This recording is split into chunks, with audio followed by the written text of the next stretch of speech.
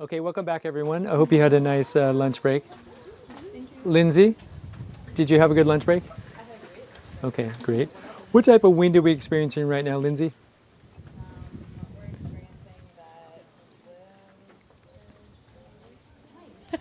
I couldn't quite hear you, Lindsay. Liver Jueyin, is that correct? I think Jueyin, yeah, this is Jueyin, and we have little gusts of wood wind, right? Okay. Where it really kind of whips through here and Yeah. everything gets knocked over. That's wood wind. Jueyin is like right now, right? Just Okay. warm day, little cool breeze coming through. Yeah. Lindsay, do you have any questions about the course yet? Yes, Okay, I do. great. And I've been trying to formulate them, which is why I haven't raised my hand yet, but I will jump in. Okay, anytime. Yeah. Anytime, please just ask questions because, like I said, we're about to get to the chaos. So we're moving from philosophy to, actually doing something, Yeah. which is we do as practitioners. Yeah. And okay, so Lindsay, if you don't mind bringing the microphone up, Sharon has a question. Yes, definitely.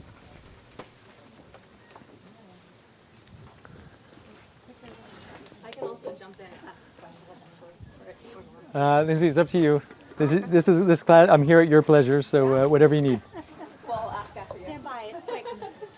Would prolapse be considered a concave disease? Or is that sinking rather than going straight in? Yeah, I mean again, that could be too many things. Too much descending, too much concave. Yeah, I mean, so we could think about some other things. Okay. I should mention to you that a lot of the channels have a ascending or descending quality. Wouldn't it be valuable to know that information for clinic? Yes. We should probably mention it now. Spleen, ascending. Large intestine, its counterbalance, descending. Okay. Lung, ascending, its counterbalance, descending.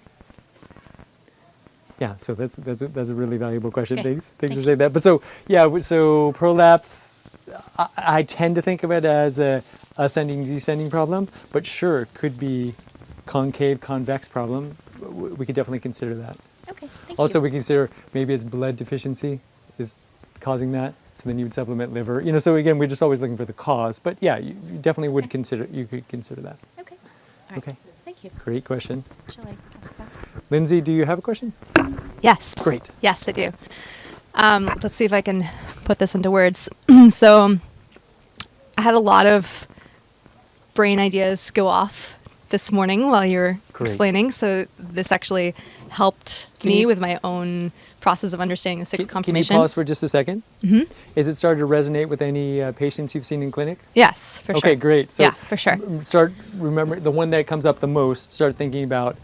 You can write it down or just remember it because tomorrow at some point Okay. I'm going to ask you to come up and present about that case. Okay. It's really valuable. Okay. If you want to do that. Yeah. Okay. Go ahead. Yeah. So we went through, you went through a lot of the excess pathologies. And then we talked about the corresponding, how they show up in kind of this, I'm going to call it diagonal pair because that's how I think of it. I say counterbalance. Counterbalance. Thank you. If we're looking at the deficiency signs, does that necessarily present as the excess signs of its counterbalanced channel organ system? Sarah will answer that for you. Okay. I'm a little confused. If you're looking at the deficiency signs, So, for example, we were looking at excess patterns, but if you're wondering about how deficiency patterns might present, and we talked about how in this counterbalance pair, if you're deficient in one, then the counterbalance will be excess. So I'm wondering, does deficiency pathologies, like those symptoms, present as in the same way that its counterbalance pair presents in its excess form? Does that make sense? so. Yes. Yeah. Let's get confirmation from Stephanie. Stephanie sort of has a mouthful of lunch. Okay, sorry, Stephanie. That's okay. Stephanie, But I'm, Stephanie, I waited for that bite, and then I went, okay, Stephanie. and for the moment where my brain was spacing out, are you asking if something is excess in one domain, if it's necessarily, like, you have to see deficiency patterns. Well, in- that's what I understood from Toby. But I'm wondering if instead of excess signs, we're seeing more deficiency signs, then are those signs always the same as, are those symptoms always the same as the excess symptoms in its counterbalance? Does that question make The sense? question is perfect. Okay. The question is hitting at the crux of the system. So I'm so excited about this question. So we got Sarah's answers. Now we just wait for Stephanie's, and then we'll I'm see. not sure I understand the question yet. Yes. So 100%, right? So if you have Sanjo excess, you can say that's Sanjo excess, and all those symptoms from Sanjo excess, that's you can say the exact same thing about those symptoms as liver excess. Liver deficiency. Thank God you're here. Because I was waiting for a little while, wondering if we were going to get to the deficiency patterns. We did. Right, and so that's exactly, yeah, Right. that was. So this is hard to teach the system because where do you start, with excess or the deficiency? Right. I started with excess because it just seems like we can understand that better. But now practitioners do differently. They look for the deficiency and supplement it, or they look for the excess and counterbalance it. For me personally, I look for the excess and counterbalance it because the excesses they're gross. So then I see them, so then I know I want to correct them. Yeah. So that's how I do it. But you can do it any way you want. But your question is excellent. And yes, exactly. So if you have Sanjo excess symptoms and signs, then you must have Sanjo deficiency, liver deficiency. I have a question. Okay, hold on one sec. Okay, so got it, Lindsay? Great question. You held it all for that one question. That's awesome. Okay, great. Go ahead on the live stream. Okay. Okay. So I am stuck, right?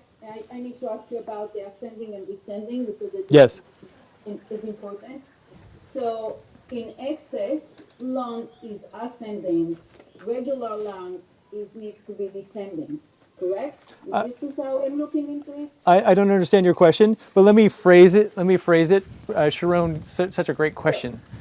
Let me phrase it and then see if you understand it. When the lung is in excess, it's going to be ascending. Yes, this is what. Yes. this When the is what I stomach said. is in excess, it's going to be descending. Yes. What is vomiting? Ascending or descending? What's the question? If somebody's vomiting, Oh, even hiccup. okay. Let me ask you this question: is hiccup and vomiting, is that ascending or descending for you? Is ascending. Yes. So which It's the channel? reverse tree. Sorry. Sorry, it's the reverse tree. Yeah. Forget about the reverse chi part of that. Is it ascending or descending, vomiting and hiccups? Ascending. I completely agree with that. And so what channel would you like to supplement to deal with that ascending problem? Would you want to supplement lung or stomach? Stomach. Exactly. Okay. So what do I look at? When I'm thinking, I'm doing it the last 2 months and I'm trying really hard to with my deficiency axis. You're doing what the last 2 months? I am actually, yes. I'm enjoying it a lot. Saam, But so I'm looking at it as a deficiency or as an excess. This is all my brain is stuck. Can you help me? Yes. Oh, no, it's Lindsay asked this exact same question that you have. Everyone has that question. I asked my teacher that question, and he says it doesn't matter. You can focus on the excess or the deficiency. Either one is fine, whichever one you feel more comfortable with. For me, I presented the class with excess because that's what I like. I like to look for the excess and then counterbalance the deficiency on the other side. So, but you could do the opposite. You could look for deficiencies and supplement that deficiency. That's 100% fine too. But we had to choose one way to present it in class. I chose the way I'm most comfortable with, and even with that comfortable way, I still stumble on it, and Leslie has to help me. okay. Thank you. You're welcome. Billy, are you ready for your question, or are you still formulating it? I got my answer. Okay. Anybody else? Any questions or anything? Does your Mac need to be plugged in? Do you have low batteries? You guys have some questions in the chat. Okay. I think it does need to get plugged in.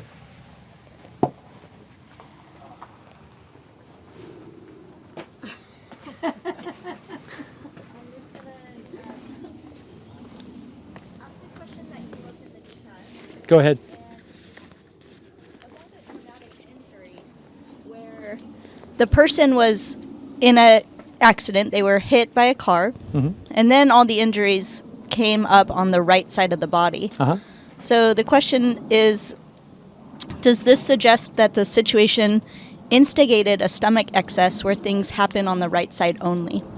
Actually, can I correct that? So this person got hit by a car, and the car ran over the right side of the body. Yeah. Therefore, the injuries were all on the right side of the body. That has less weight. Can I plug this in somewhere? That has less weight because it's obviously from the outside. But let's say you were hit evenly by the car and then all the diseases manifested on the right side. That's a little bit different. But if you're just hit by the right side, still that's got some clinical weight for the Saam system because it is all right-sided problems, so we could still consider it. But it's got less weight rather than if something happened to you directly and only the right side got hurt, that's much more weight. Does that make sense? Yeah, I get it. So basically, he has now chronic fatigue, which to me sounds like lung deficiency, right? Do you want to present this case tomorrow? Oh, that's okay. Do you want to, or do you want to just ask some quick questions about it? I'd like to. I'm only going to be able to be there part of the day tomorrow. This is a very good case, but can I try a couple things now, and I'll try to present it tomorrow? Let's try and do it in 2 minutes. This part. 2 minutes. Okay. In 2 minutes. So. So this person had broken ribs, had knee, ACL issue, fracture in the arm, and now has a lot of chronic fatigue, and also had a concussion.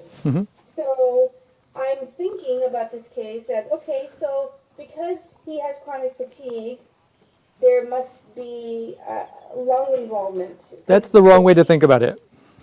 Okay, thank you. What's his body type like? He's 6'1" and as thin as you. Okay, that's more promising for lung. What's his skin like? He hasn't for a while, but he can easily get red, angry pimples on his body. Not a lot, but he can easily get those. When you palpate his skin, is it moist or dry? Oh, his skin is very interesting. It's like you can lift it off. You can lift it off very easily. Like it's very supple and soft. Like you know what I mean? It's stretchy.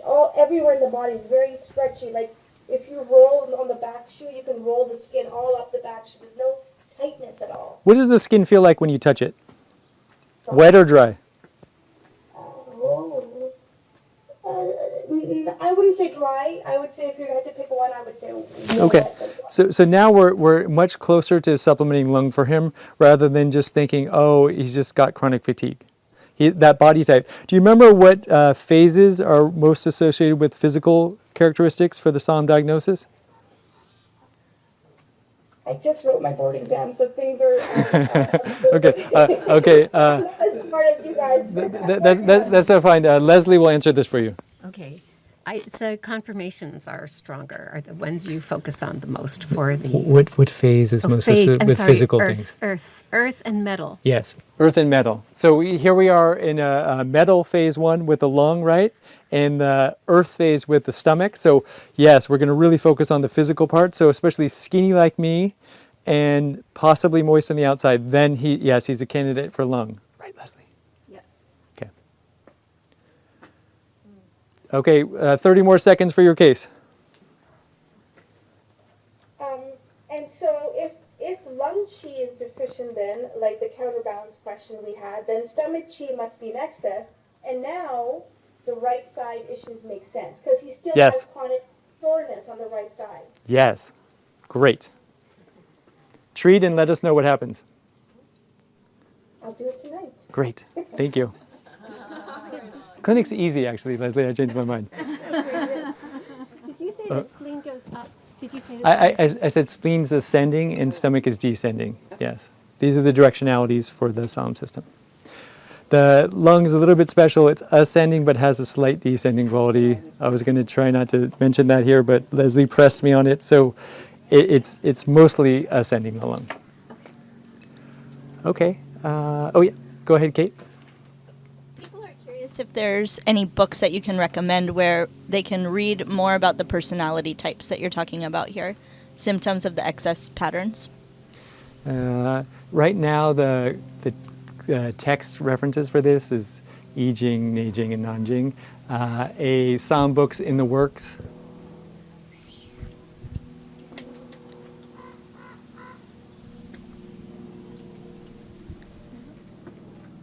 Anything else, Kate? No. Okay. Anybody else? Anything here? Okay, because I can feel this little bit of wind on my cheek now. We're getting into the chaos of clinic. And Kate, bring that microphone to Lindsay. Lindsay, you ready?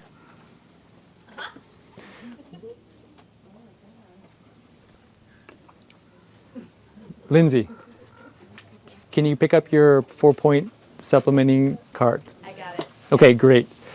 Fantastic. Now, I'm going to present you with a patient. Okay. You're going to choose a quality that you're going to counterbalance with, and you're going to tell me the points and what you're going to do with them. Holy moly. No, you got it right in your hand. All right. This is why I made this. I made this I'm card. so excited. you have Yes. everything in your hand. Okay. So this is one of the most important things on this card. And do you want a bumper sticker or digital prize? I got candy for digital prize. Okay. Do you want characters or Chinese medicine, or Chinese nutrition? I have one of yours. I think I have the characters, so I think I want the nutrition one, please. You got it. So give your email address to Kate. Awesome. Okay. Okay, so you're just gonna have to repeat back after what I'm gonna say. This is gonna be the easiest prize anyone's gonna get this weekend. Okay, great. Okay, so I'm gonna tell it and then you say it back again, okay? Because this Yes. is so important for this card, okay? These qualities listed on this card are what you're gonna put in if you put these 4-point combinations. So for example, if you put in spleen 3 supplement, lung 9 supplement, heart 8 drain, and lung 10 drain, you're gonna create these qualities: outer dryness and inner dampness. Right, Leslie? Yes. Okay, so let's take another one here. If you put in, you supplement heart 8, supplement spleen 2, drain liver 1, and drain spleen 1, you're going to create these qualities: outer and inner dampness in the body. So these qualities are going to be put into the body by using these 4-point combinations. Okay, for the app, Lindsay, is this a diagnosis or the qualities you're going to put into the body list? It's the qualities you're going to put Yes. into the body. Yeah. Yes. Yeah. Okay, this is really important too. We have the crux of the system we already got, and this is really important how to use the card. Otherwise, you'll make a mistake because these are the qualities you're going to put in the card. So, into the body, right? So this is really important.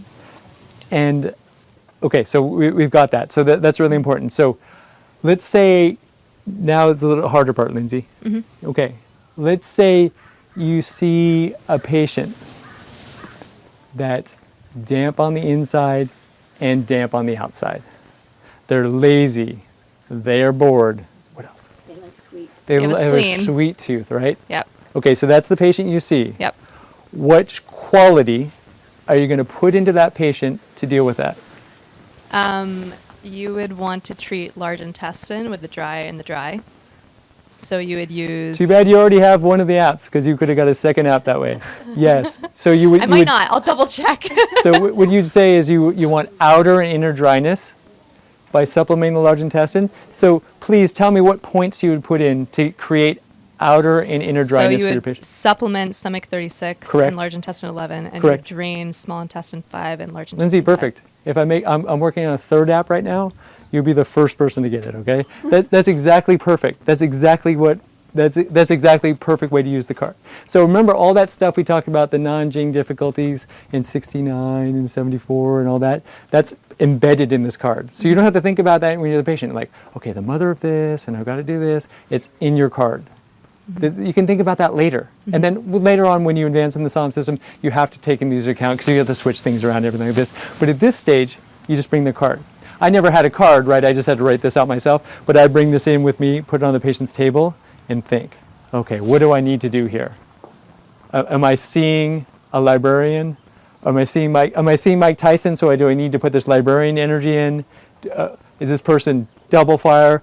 Just got all the pets from the store. Okay, I see double fire, so then I got to go to this cold water, right? So again, I was just always trying to think, what qualities does this patient need? Look at my card and then do those 4-point combinations. Otherwise, it's very confusing in clinic anyway, so you got everything on that card for supplementing. Lindsay, one more thing. So we mentioned inadvertently that there's 4-point combinations in Saam system where we drain things out of the body. Is there any, there's draining on this, but the overall thrust of those 4 points, is there any draining overall thrust on that card? Can you repeat that question? So we inadvertently started talking about, somebody asked the question, yeah. oh, but can't we use 4 points to also drain an organ system? Yeah. And I said, yes, we can, but it's so dangerous.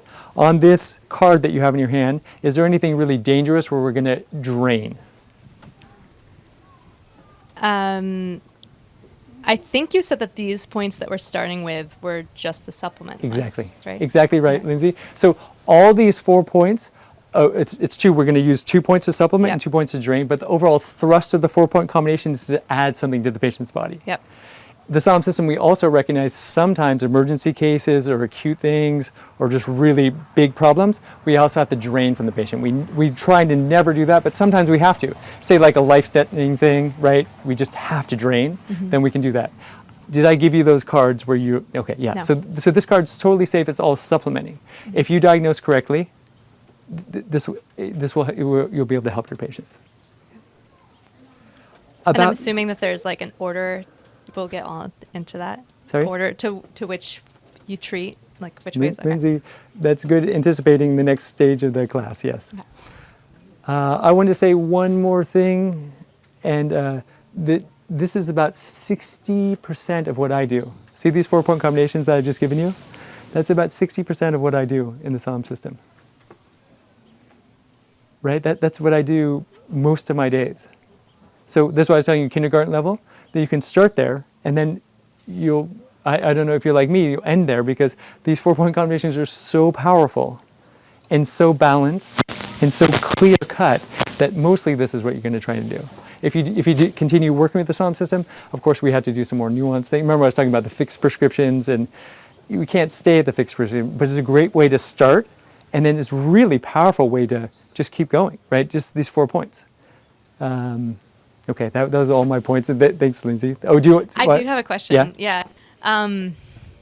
So for mixed patterns, and I don't have enough. Give an example.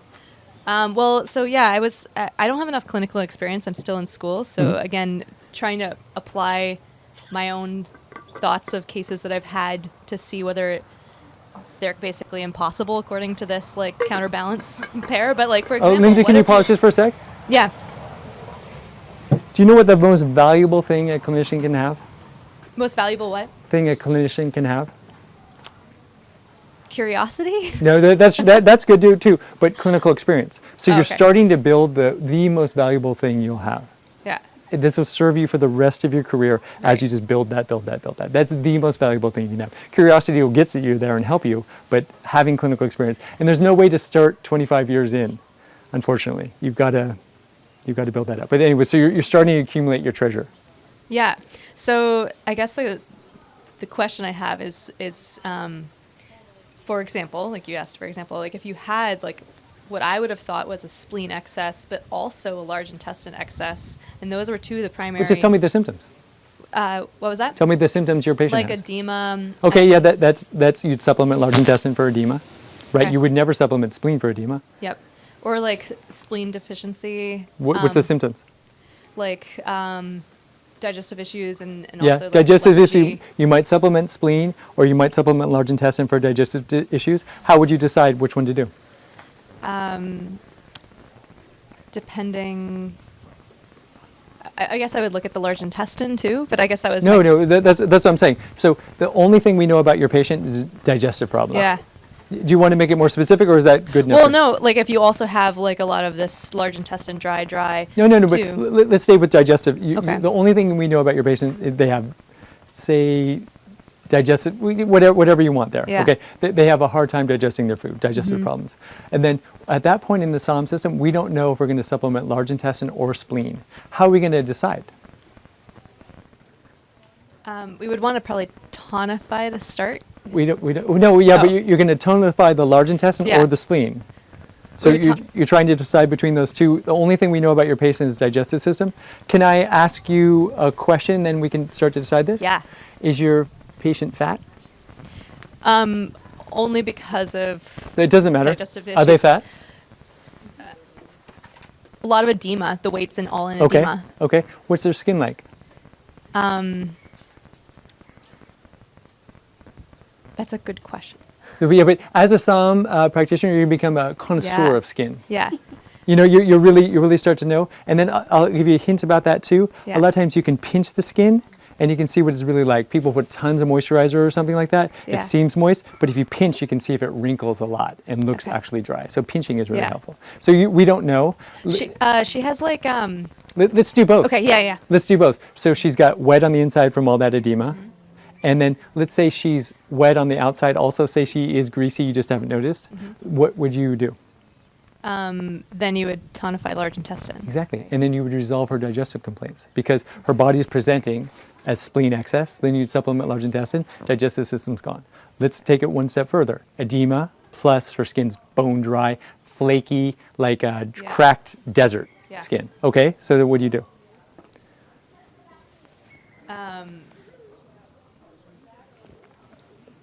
Well, so you have a mixed pattern there, right? Or You do. no?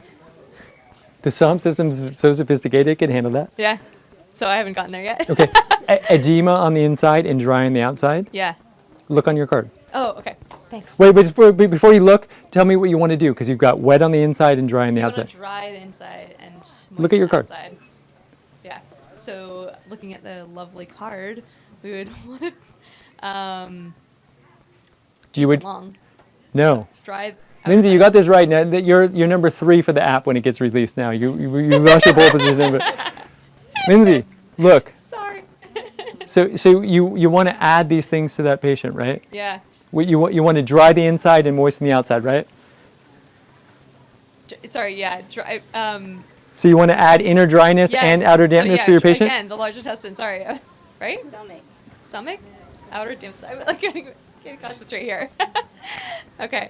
Yes. I'm following here. So read the line for stomach for me. Read. Small Start with intestine. stomach, do qualities, and then all the way through the points. So yeah, the stomach, outer dryness, and inner. Isn't outer that perfect for- dampness. Isn't that perfect for your patient with that bone dry skin that's flaking Right, off? yes. You can add damp on the outside, Yes. and then all that edema on the inside, and she's got digestive system. Yes. So stomach, this is looking good. Yes, Let's so- throw in some hiccups and some vomiting. Isn't this going to be perfect for her too? Okay. Okay. So it would be small intestine 5. We're supplementing small intestine 5. Yes. Supplementing stomach 41, and then we're draining gallbladder 41 and draining stomach 43. Perfect. Okay. Perfect. Okay. Which side are you going to put those 4 points? And don't answer yet because I'm going to ask you that in a minute. Okay. Okay. But we're only going to use 4 points and only on one side of the body. Okay. Okay. Okay. All right. Any other? Oh, Kate has a question. I mean, Kate's live streamers have a question. Well, yeah, just sticking to the stomach, it's circling back to Carmela's question earlier about the counterflow with the vomiting and hiccup. So in that instance, let me find the question. Is stomach counterflow considered a stomach deficiency in this system? Leslie will answer that question. Stomach counterflow is. Hold on one second, Leslie. Sorry. Oh, yeah, no problem. I started to do it too.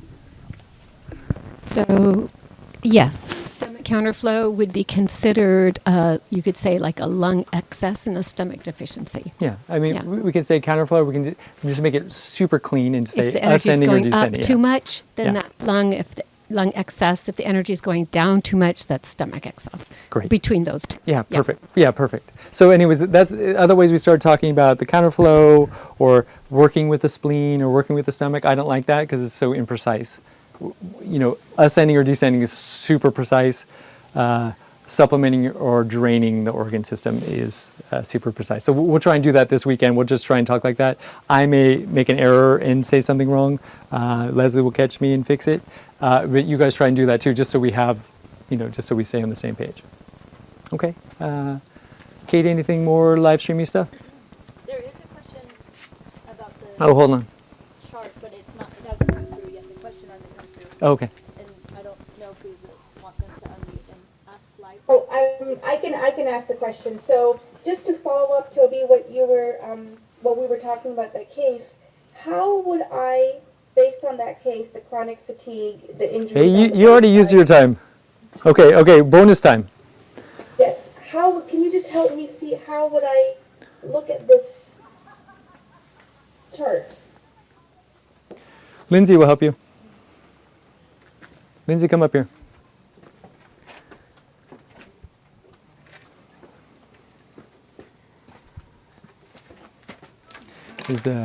Look in this camera. Okay. This one right here. All right. People all around the world, and Yes, this is recorded. I'm feeling recorded all the forever. pressures. Recorded forever. Yes, I'm feeling quite a lot of pressure. Go ahead, Lindsay. Thank you. Answer this question. Answer this question to a system you're just getting. You're a Chinese medical student, and you're just Completely getting brand new. And you're just getting used to this. Yeah, Go ahead and can't answer wait. this question. Okay, so I can't remember exactly which side your patient had the symptoms. Was it the right or Right left? side. Right side.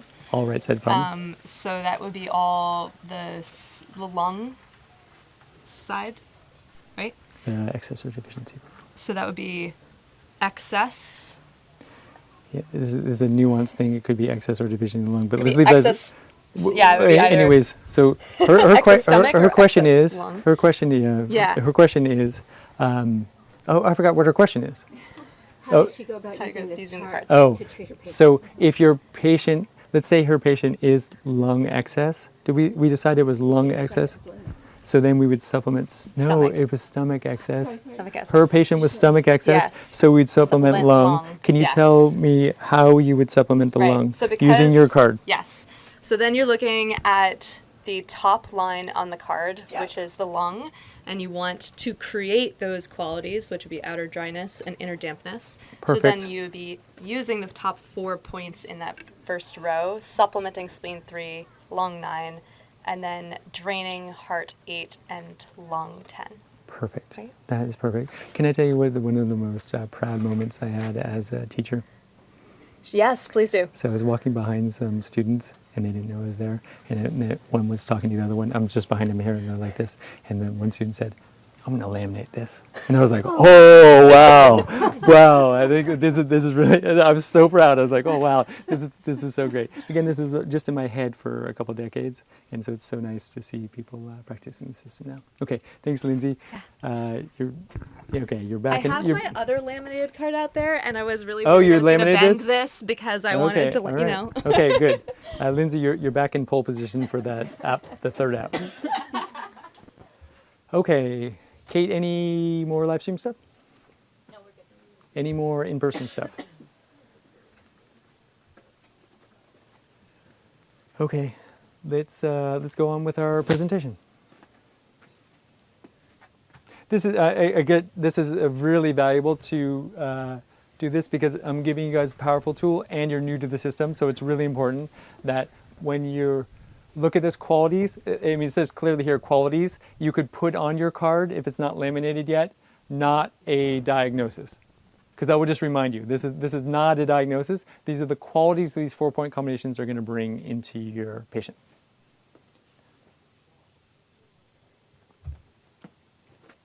Okay, Giselle. Can you pass this back to Giselle?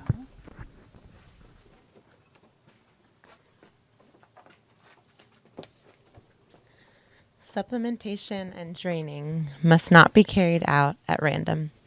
They should match heaven and earth as if one were one with them. Grasp the nature of this oneness to know death and survival. Kind of grim, right?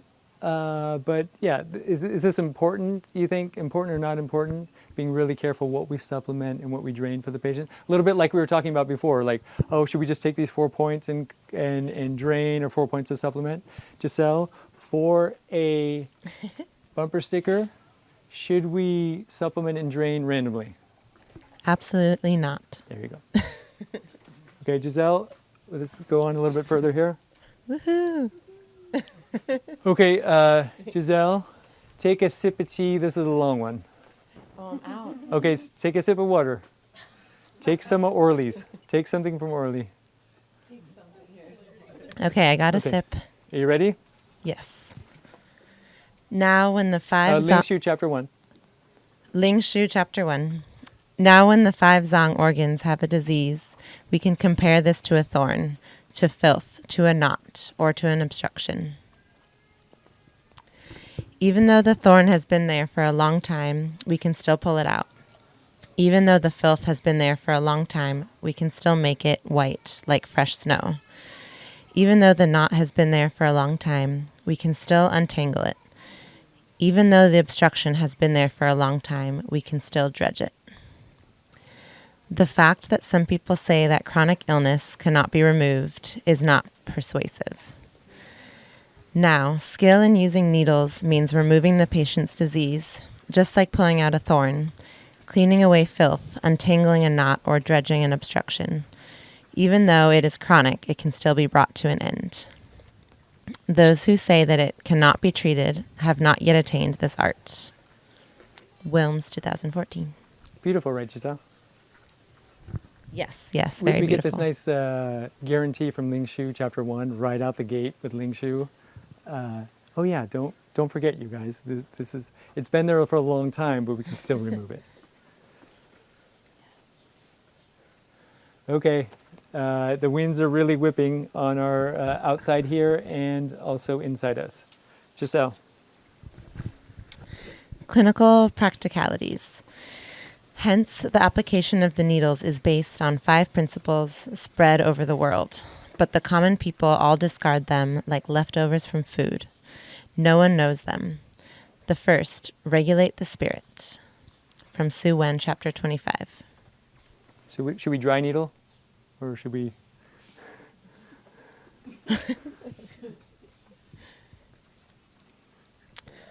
For all acupuncture to be reliable, one must first regulate the spirit. Wang being commentary. One must concentrate one's mind and be calm without emotion. This is the central point of piercing. Is the practitioner involved in the treatment at all?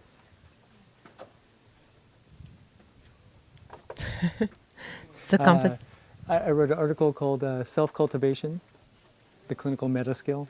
I think like this is so important. And then when we do all these studies about acupuncture, we always just say large intestine 4 was inserted. I made a case, I did part of my work with Jeffrey Wen for a PhD. I made a case making an argument. Giselle, picture these 2 things in your mind, right? First year Chinese medical student puts in LI4. And then my teacher, Jeffrey Wen, 88th generation Taoist priest, began his formal Chinese medical education at 6. He's in his Taoist robes in his Taoist temples. He also puts in LI4. Is it the same? I wouldn't think so. For research, it is. That's the exact same thing, right? LI4 was inserted into the patient, right? So anyways, this is, I think maybe surgery or something. I don't have much experience with it. I think the surgeon maybe doesn't matter, maybe just the technical skill or something like this. But for this tradition and for Chinese medicine, the heart, the practitioner's heart.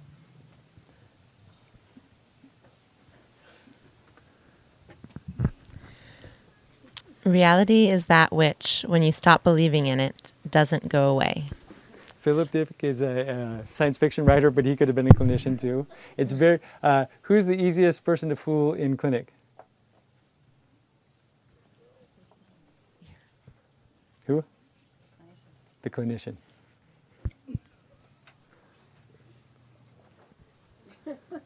If patients would only cooperate with theory. Sensei. I always knew I was in trouble when I felt like I wanted to take the textbook and show it to the patient. No, you have spleen T deficiency with dampness, and this is what you're supposed to do. So I thought this was so great. When I was teaching in Australia, somebody told me that this is his Japanese teacher taught him this.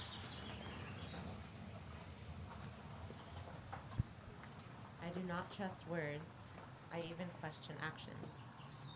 But I never doubt patterns. Okay, can you pass the microphone to Orly? Okay, Orly, we're getting into it. I had to orient us with some quotations from people, but we're getting into it now, that clinical practicalities. So since we're getting into these clinical practicalities, any last questions, Orly? Not at the moment. Great. We're getting into the nitty-gritty of the system. This is what I really want to talk about. We have to talk about all the underlying foundation and things like this, but now, well, how do we actually help our patients? Go ahead and read for us, please. By abdominal palpation, anterior midline stuck, cool, and tight. Consider supplementing heart channel. Remember we discussed that before. So again, it's so confusing being in clinic, and we can ask the patient's body directly, oh, should I supplement heart here? And their abdominal midline will tell us. This is somebody was asking this about before. Orly, can you read it, the answer for them? The liver generates life on the left, the lung stores on the right. Suen chapter 52. So this is why we always consider about the liver having to do with the left side of the body and the lung having to do with the right side of the body. Saam read this and thought, oh, let's put that in our system. Left hypochondriac region stuck and tight. Consider supplementing liver channel. Right hypochondriac region stuck and tight. Consider supplementing lung channel. This hypochondriac region, right, we start with the sternal notch and then check right under the whole ribs. And then see stuck and tight or soft and squishy. You can check both sides. So again, now your Saam practitioners, right? You'll check the midline all the time. Is it tight or soft? Is it warm or cold? And then here, under the rib cage. Will everyone in person, we have somebody here that has got some significant things that has Sanjo access, and they have some palpable things going on in the left hypochondriac region that's stuck and tight. So we'll check that in at some point today.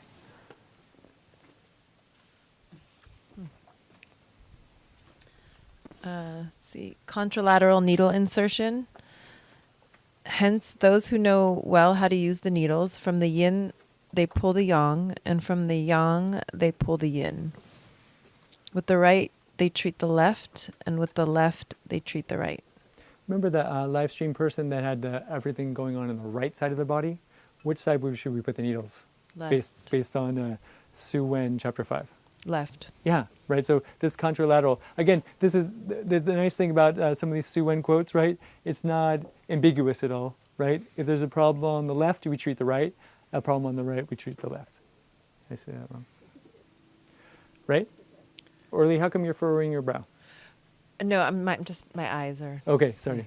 Yeah, I'm not. Are you okay still talking? My eyes are unhappy. What's that? Are you okay yeah, still absolutely. talking? Okay. Are we on the next slide? I'm going there now. Okay. Oh, it's too hard to read from there? I have my glasses, but I'm just taking a break no, that's from fine. them. Here, give it That's to me. okay. No, I'm reading from here. Okay. Yeah. If at all possible, supplement the liver channel on the right and supplement the lung channel on the left. So this is our top consideration, contralateral. But sometimes there's not contralateral problems going on. Say it's just upset stomach, right? It's not really on the left or not really on the right, Orly. Then if we wanted to deal with that upset stomach problem, we'd supplement the liver channel on the right and we'd supplement the lung channel on the left. Okay, so again, that's nice. We don't have a contralateral consideration, but we have a preference for supplementing the liver and for supplementing the lung. And then if there are no contralateral considerations, you are not supplementing lung, needle females on the right and males on the left. Okay, great. So that's our things. Something on the opposite side, nothing on the opposite side. Am I supplementing the lung or the liver? Then we do those on the sides. So no contralateral sides. You're not supplementing the lung or the liver. Then we need females on the right and males on the left.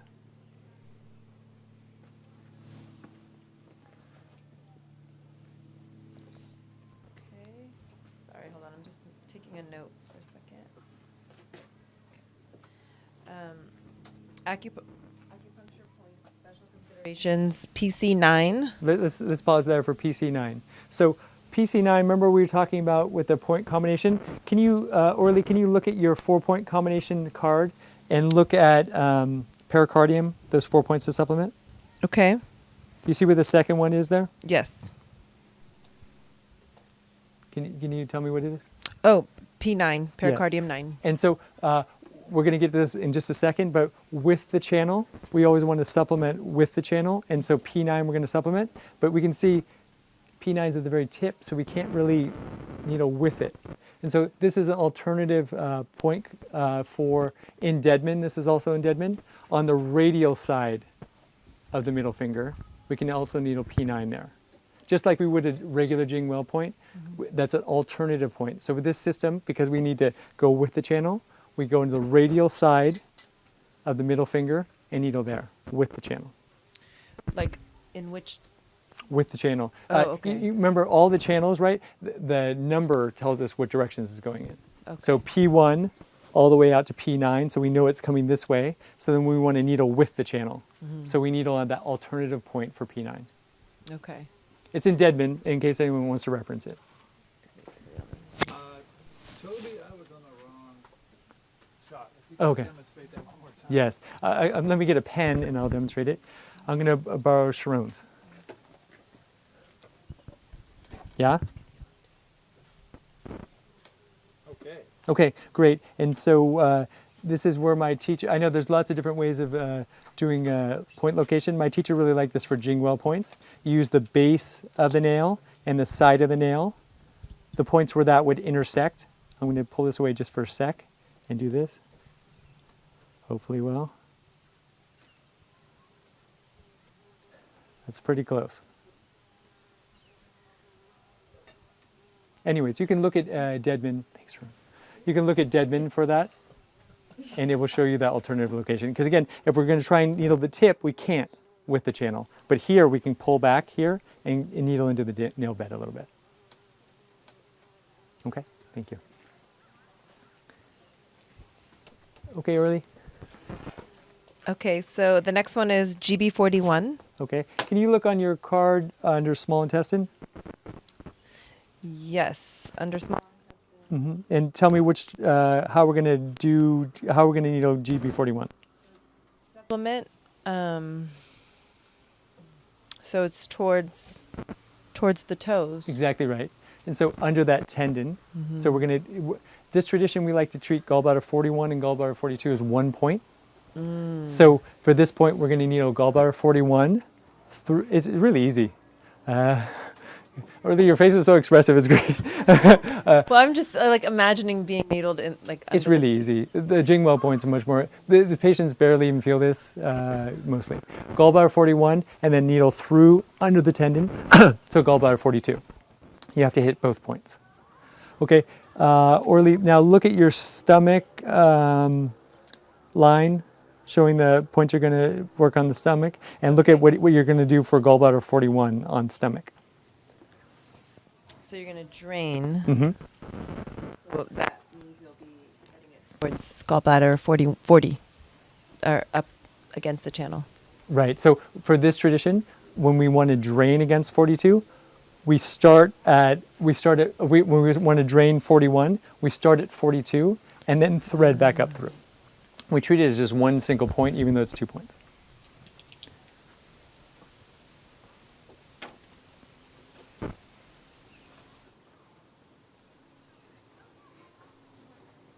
Okay. Do one more and then pass the microphone to Sarah. So small intestine 5.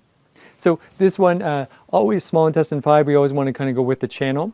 This one, remember, has that little bit of jog from small intestine 5 to small intestine 6, and then back down to the primary channel. But we don't want to follow that. We want to go directly down the elbow.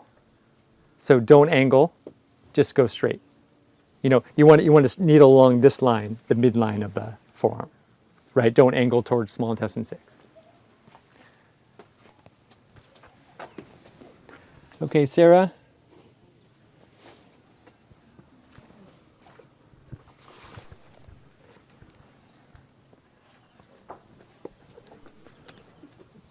The Saam system, you've been on the other end of Saam needles, the pointy side of Saam needles. What are the gauge of needles that are used? Can you pass this around?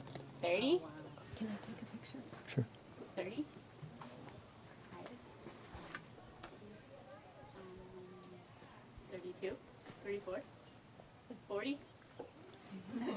at least 40, I think, and then my teacher like 50s, 60s. So this, I'm passing out my teacher's needle, and we have a picture of this coming up, but this was significant. This is the first needles I got to, was like tent poles, but the effect is, you know, amazing. So you don't have to use big gauge needles, but you can't expect the results. Again, we're only using 4 points. Giselle, with 4 points, you can't miss any of those 4 points. They have to have chi, and you have to ask them to do something in those 4-point combinations. If you have 3 that are working, and one that you didn't gather chi and asked it to do something, you're in big trouble. A thick needle really helps you with that because it's going to gather any chi in that vicinity. So say you're a little bit off or something like that. So if possible, you should try and use thicker gauge needles if you can. And then this one's passing around for my teacher's needle, pretty significant needle. This is one of the proudest days I had as a clinician. My teacher gave me a set of needles. Ooh. So this is a needle from that set. Okay, and then lengthwise, for Jing Wells, my teacher uses 1/2 inch, almost everything else 1 inch, and then if we really need to thread something, 1.5 inches. So need to thread something is like stomach 36, we supplement or drain in this combination, or gallbladder 41 to 42 or 42 to 41. 1.5 inches is really helpful for that kind of thing. For me personally, I don't use 1/2 inch needles for Jing Wells. I just use 1 inch, just because I don't like having too many needles around. I feel like 1 inch we can get it away with that. With my teacher's needles, you'll see this handle coming around. It's so substantial, you can't really have a 1 inch needle. It just there's so much weight to it.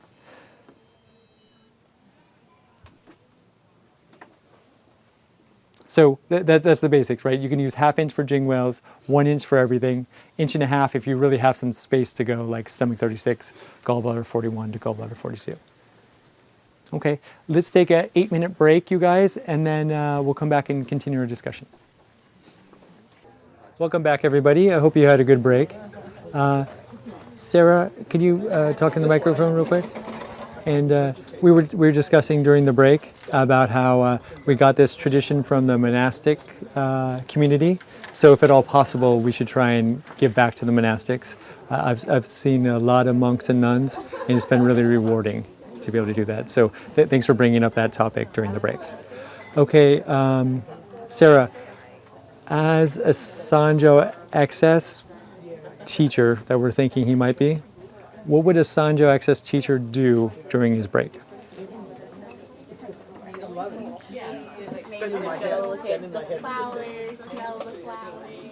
But those flowers are out in the bright sunshine. Yeah. So why did I not do that? Oh. Because you're already too much out and open, and you need to kind of protect and shield yourself. Right. Can you say that to the microphone?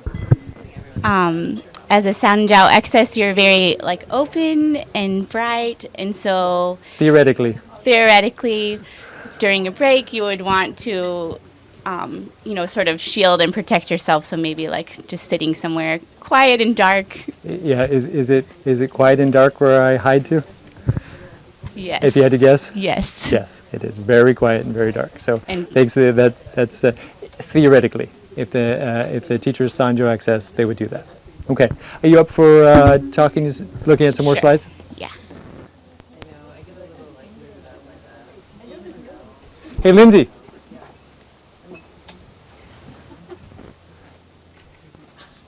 Okay, so this is for the live stream people at home. This is, it doesn't really capture it. Everyone, I'd like to have that needle back too at some point too. It's part of that set. It was just in me. Okay, yeah, please, everyone, please look at it. But I just like to have it back. So this is, it's just a substantial needle. This feels completely different than a disposable needle when you have this in your hand. Everyone here will attest to that. It's really got some power. So this tradition does like high gauge needles, so consider that for your practice. And you can build up to it, right? You don't have to start at 60s, right? You can build up to it.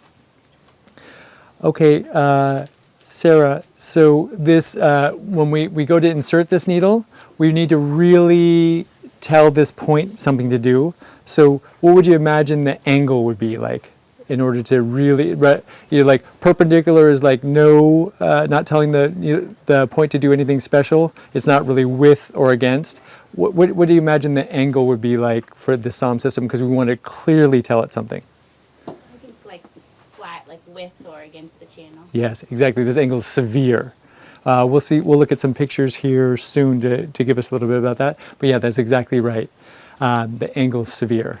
And then this is straight out of our classic text too. When we needle, we do clockwise to supplement. So again, you take your thumb and you push it forward, and you can bind the fibers just that one direction as you put that needle in. And then if we want to drain it, you pull your thumb back towards you over and over again binding those fibers. My teacher, people would doubt his bodhisattva vow because he would bind these fibers so significantly. So I don't know if you want to challenge your patients too much, but you definitely want to engage the chi, and binding muscle fibers is a great way to do that. So 1 rotation, 2, 3, maybe a teacher would just keep going. A lot of times I was with a wandering monk, so we wouldn't be in that town forever, Lindsay. We would just be in that town that day, or maybe the next day, and then we move on. So we need to just resolve disease. We couldn't just be, make a treatment plan or anything like that. So he would just really bind and bound. Do you want to add something? Okay. So that's, again, we have this severe needle angle, and we supplement clockwise and drain counterclockwise. Sarah, if you don't mind. Clinical practicalities. When piercing a depletion, the piercing is to be directed at those chi that are leaving. When piercing a repletion, the piercing is to be directed at those chi that are arriving. Ling Shu, chapter 21. Great. Yeah, so this is just the textual reference for that. Needle direction with the channel to supplement, against to drain. So this maybe not so clear here, hopefully at home, otherwise maybe in the monitors here you guys can see. This is the 4-point combination to supplement the liver. So Sarah, what point is this? And you can look at your points card to tell me, because I want to supplement the liver. So what point is this? Large intestine 5. It's really close to large intestine 5. It looks like large intestine 5 in there, but look at your card, it will tell you. Oh. Lung 8. Yes. Great. So this is lung 8. And again, this is best we can do. Again, we will treat somebody if you guys are willing tomorrow afternoon, so then we can really look at these points in. But at this stage of the game, we're just have this picture. So there's lung 8. Is it with or against the channel, Sarah? Against. Okay, here's, again, hopefully this is much clearer on your guys' monitor. What points are these? And you can look at your card to decide, Sarah. Because it looks like what part of the body this is could that? be any points of the body. A knee? Since I took this picture, I know it's the knee. Okay. Kidney 10. And liver 8. Yes. What direction?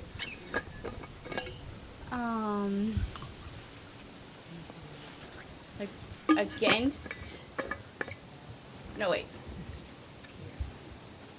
Look at your card. Okay, with the channel. With and with, yeah. So, right. So here's kidney 10, pretty severe angle here. Liver 8, it's hard to tell how severe the angle is, but it's pretty severe. Don't look at this picture, look at your card. Which point is this?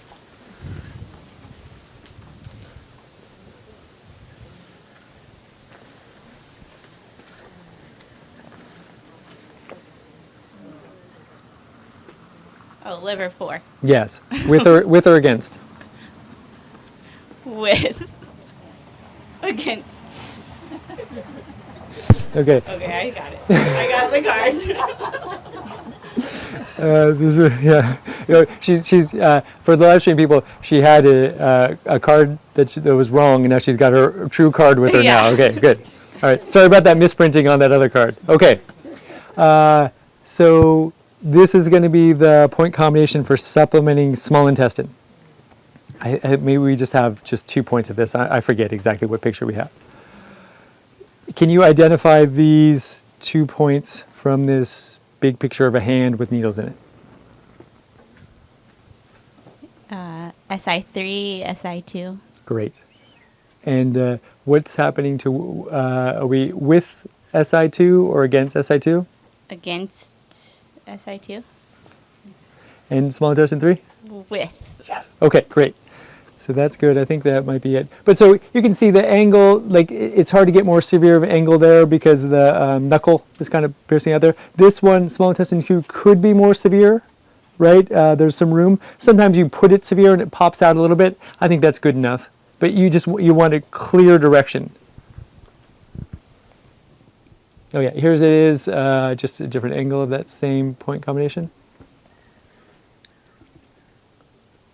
Okay, so after you put, this is really important, right, for the Saam system because you're putting in, I think of this a lot, Anita, as like gambling. I don't gamble, but in the movies I see gambling where they take all their chips and put it in for that one bet, right? Do you ever see that in a movie?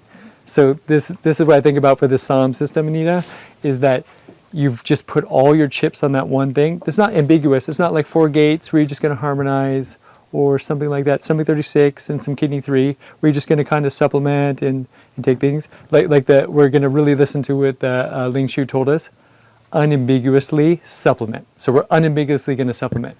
But we want to know right away, is it a good idea or a bad idea? This is an important part to evaluate. So for the Saam system, my teacher would invariably have the patient take 3 deep and slow breaths. While the patient's doing that, we get to evaluate the face.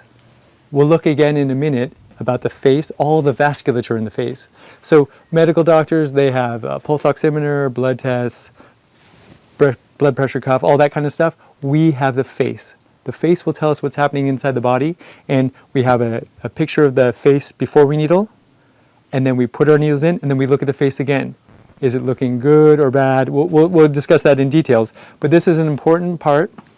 The patients almost always close their eyes when they're taking these 3 deep and slow breaths. This is a great time for us because we can stare at their face. Okay, needle retention, 20 to 25 minutes, Anita.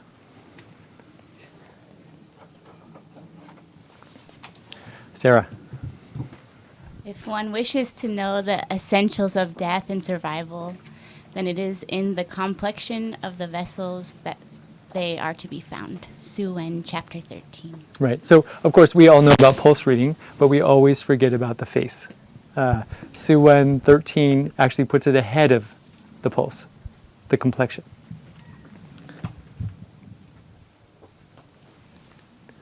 The question is not what you look at, but how you look and whether you see.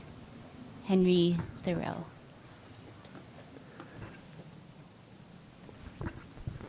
Whether or not you can observe a thing depends upon the theory you use. It is the theory which decides what can be observed.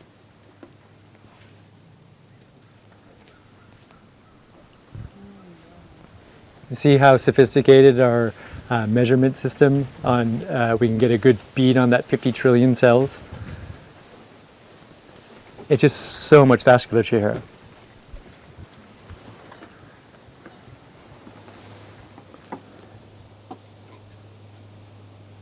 So this is what I was saying, right? This is, again, we need to evaluate. We put all of our chips in on our bet. We need to see if that's going to pay out or we're going to lose all our chips.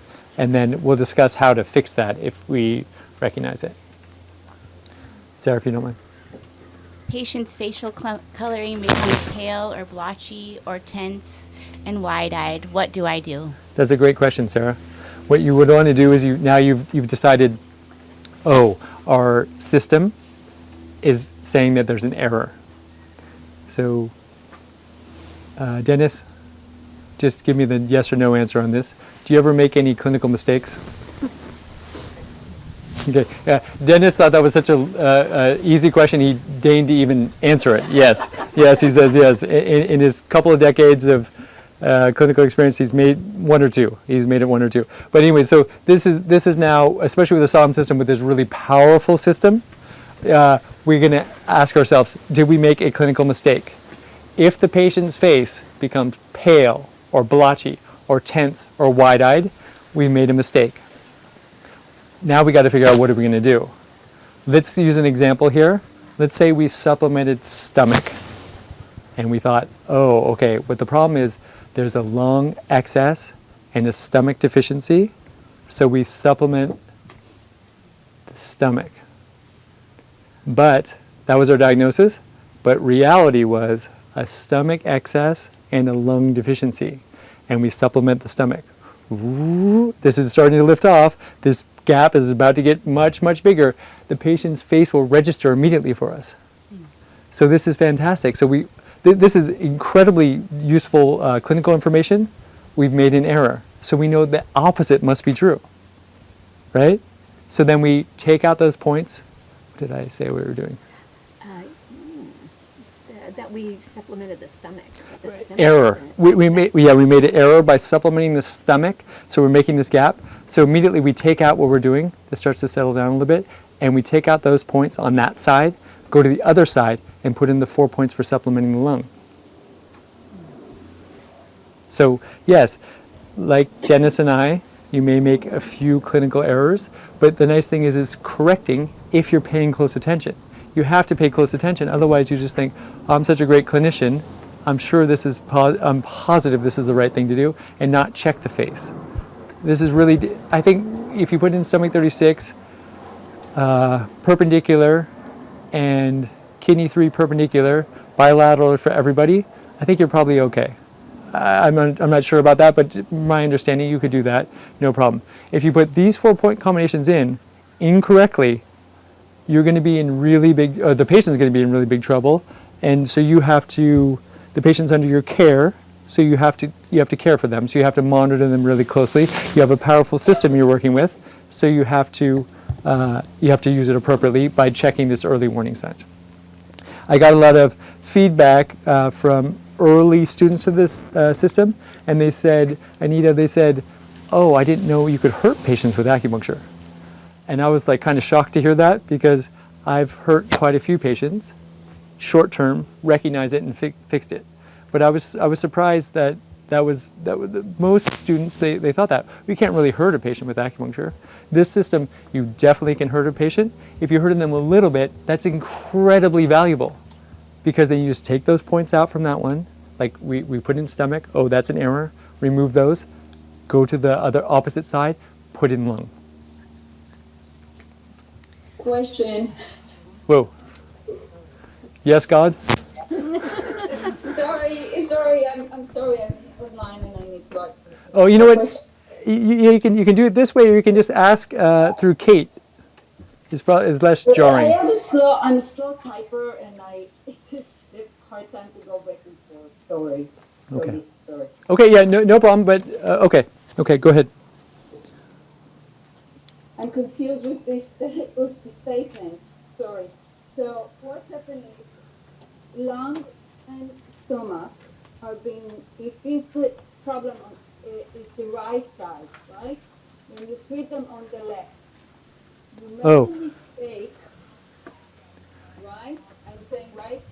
Okay, right is you, it's lung and stomach is You on listening the to this right. closely? I need to treat on the left.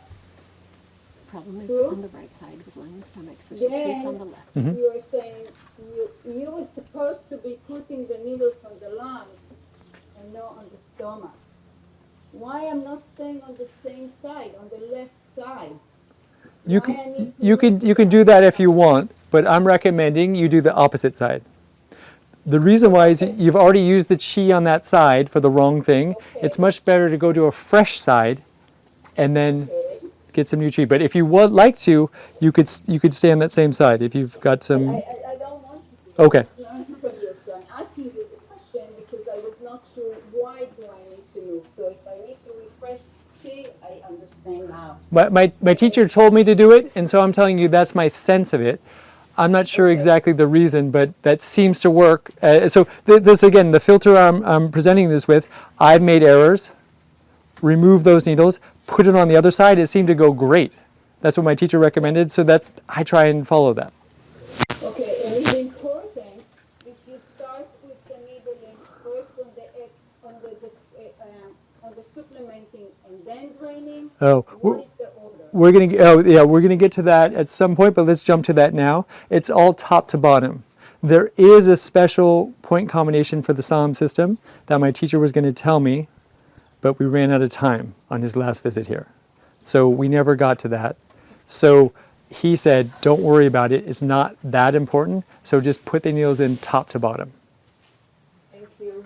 Mm-hmm. Thank you. You're welcome. Yeah. Oh, thank you. How do we treat if the problem is in the middle of the person, like in the spine? Is it a male or female patient? Female. Then what side would you put it in? Right. What side? Right. Yeah, great. Uh-huh. It's about the top to bottom, Mhm. and I know that's what you do, but we also talked about supplementing first, tonifying before we drain. That's from the Nanjing, right? So we use that for this system. We talk about supplementing with the 4-point supplementing ones, and then the 4-point training that I don't No, I teach you. guess what I'm meaning is we would want to supplement points Just top to first. bottom. Okay. Yeah, just top to bottom, but that, I think you're remembering that quote from the Nanjing. And so for this system, we say supplement first if at all possible, and then drain with 4-point combinations that I didn't give you whenever you could. It's a little bit confusing because we're talking about organ draining or point draining. You know what I mean? Like, so this card is organ supplementing, but on that card we have 2-point draining, and so it's a little bit confusing, the semantics on that.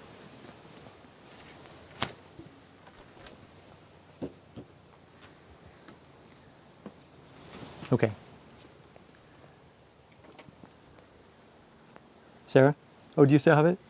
Whoever has it. Shauna?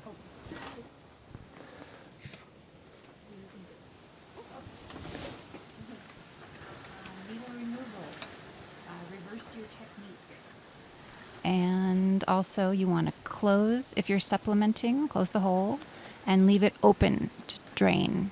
Does that make sense, the reverse technique? Especially you're binding in, supplementing clockwise, then you got to counterclockwise on the way out, otherwise you're not going to get that needle out. So whatever you put it in, you have to do it on the way back out. And then this is just, this again, this is straight out of the classic text.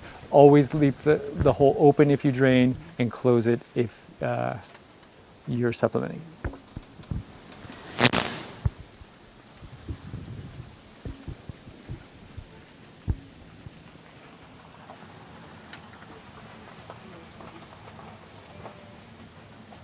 The SI or UB was supplemented, then drink water. Why?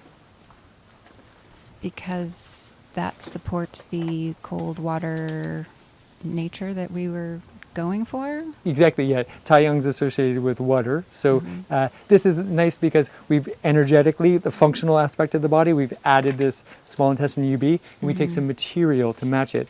This works really well. Okay, it's a boost. Okay, if the liver was supplemented, then drink lemon or vinegar water. Okay. Okay, same principle. If the heart was supplemented, then drink coffee. Or dark chocolate. Okay, if the spleen was supplemented, then drink warm honey water. If the lung was supplemented, then drink an unspecified type of acrid Do you know why I have water. this on this slide? Because when I was with my teacher, we never gave somebody we supplemented lung anything after. Everybody else, we did all these things. We never did it. So I was thinking, wow, what did we just never did it. So I can't share with you what we did, but theoretically, acrid, you could give them something acrid, and then that would be good after you supplement a lung. What would that be? Anything spicy? Okay. All right. Cayenne, something. Okay. If kidney was supplemented, then drink warm salt water. Yeah, patients they kind of like that after kidney and then warm salt water. And then that's Oh. This is more woodwind. Now we're experiencing some woodwind. This is if the TV falls over, then it's definitely woodwind. Everybody on the live stream, can you please put in the chat deep appreciation to Kevin and Kate, the tech wizards that have just, you wouldn't believe this. Kate, if she can figure out, she's going to take a picture of the board and everything that Kevin's been setting up since yesterday at 3 p.m. Into the night last night and early this morning. She's going to send you guys a picture of all the work that they've been doing to get all this stuff going. So yeah, big shout out on the chat for this tech wizardry. Not you guys, this is live. Okay. What? I'm so glad for them that they can. I'm so glad for them. Yeah, same. Yeah, it's so. I always, Anita, I always want to force this to make this work. If that doesn't work with tech, I just want to force it. So I'm glad we had actual nuanced people that could figure out how to make that work. Okay, so I was just saying about this. This is so perfect. Anita, why is this perfect? That they're going to drink warm salt water.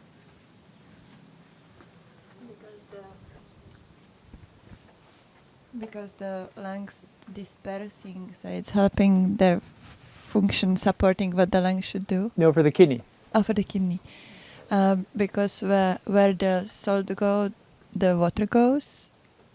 And also it is the taste of the kidney, flavor of the kidney. And so remember that for Shaoyin, it's fire, so we're putting the heat into the water. And then it's a water phase, so perfect. And then plus the salt, it's like triple perfect for the kidney.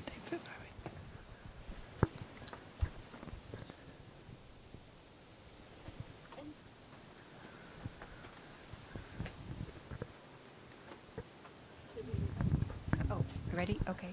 Sorry. After treatment recommendations continued. Also. Oscar, you were asking a question, or you're? Oh, okay. Okay, great. Yeah, if you don't mind. Sure. Heart and spleen supplemented, then drink hot chocolate. Right. So this is what I was saying to you before.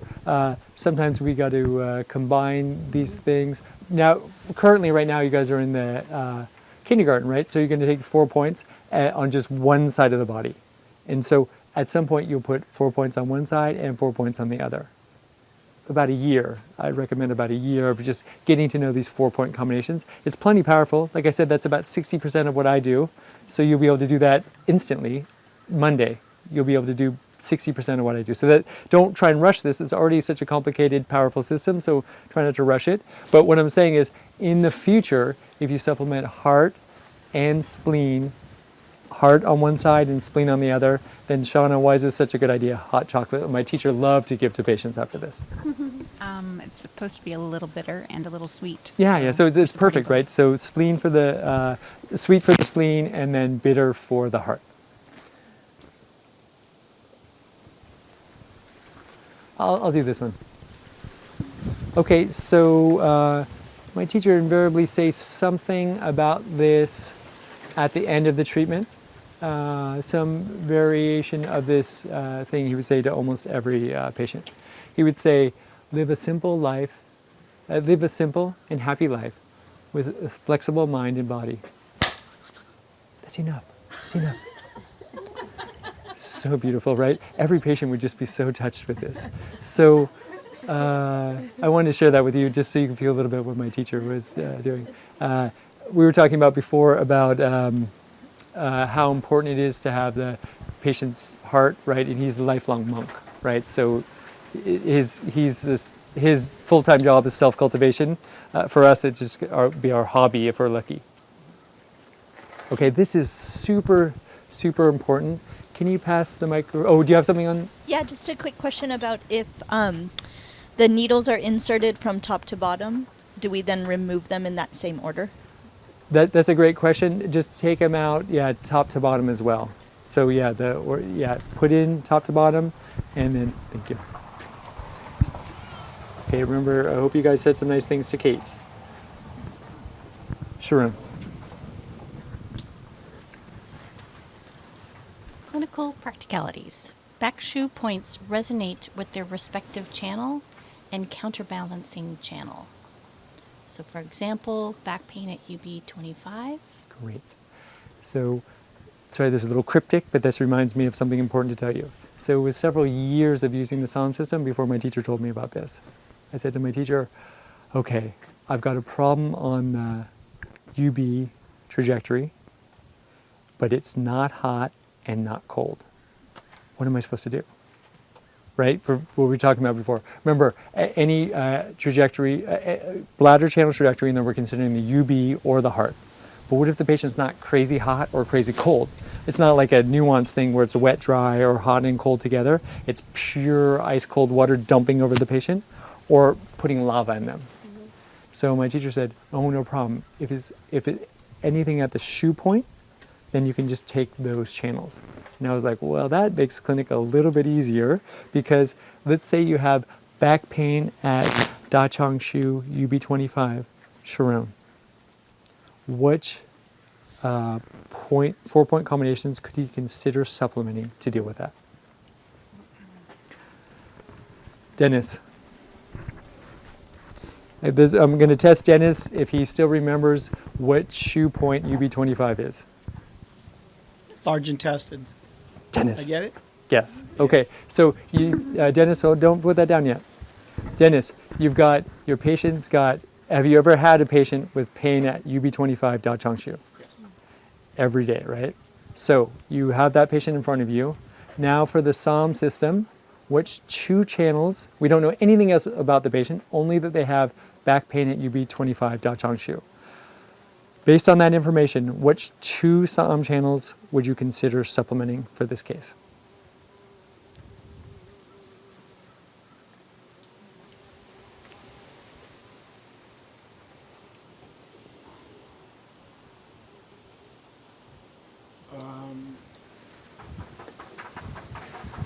Dennis, this is a new concept for us, so here, read this again, and then I'll ask you the question again.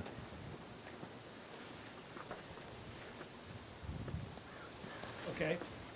Can you read it from that far away, or? Yeah, I have it right here in Okay. front of me. Back shoe points resonate with their respective channel and their counterbalancing channel. So small intestine. This is Da Chang Shu. Okay. This is at UB25. Yeah. So would be the UB and No, this is like I said to my teacher, right? That this patient, now you're going to get a second piece of clinical information that you didn't have before. This patient is not crazy hot and not crazy cold. Otherwise, UB is a great idea because it's definitely on the UB channel trajectory, so that's good. Heart or UB. But what I'm telling you is that's not an option for you. This patient's not hot. This patient is exactly temperature neutral. So you can't dump ice cold water on them and you can't put lava on them. But you have this pain at UB25. I have no idea. Okay. Can you pass the microphone to Stephanie, please? I think it's spleen and large intestine. Exactly, Stephanie.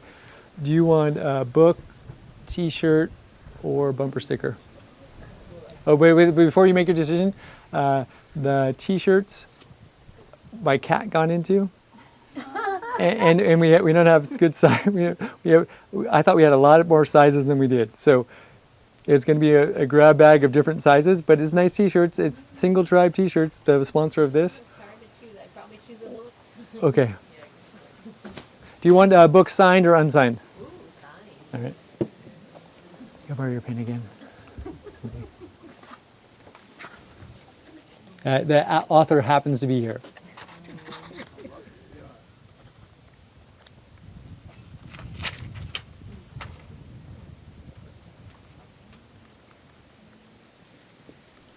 Stephanie, just like normal spelling? Yes.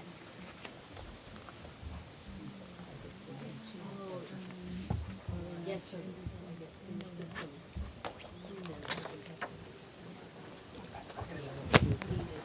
Thank you. Stephanie, if you can't read that, I'll have to write that again. I was kind of nervous.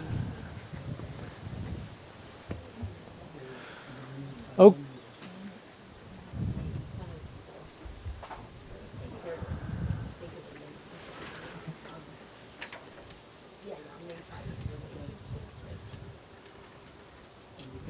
Stephanie, can you pass the microphone to Dennis?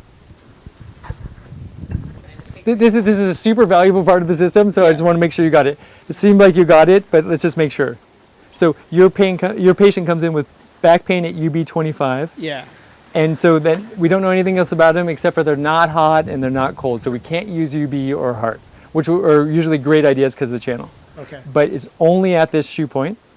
Which two channels would you like to supplement? Yeah. So from what I understand from Stephanie's help, to clarify, it's a Yang-Ming tie-in problem. You're overthinking it, Dennis. I know. That, just like clinicians always do with a couple decades of experience. You're overthinking it.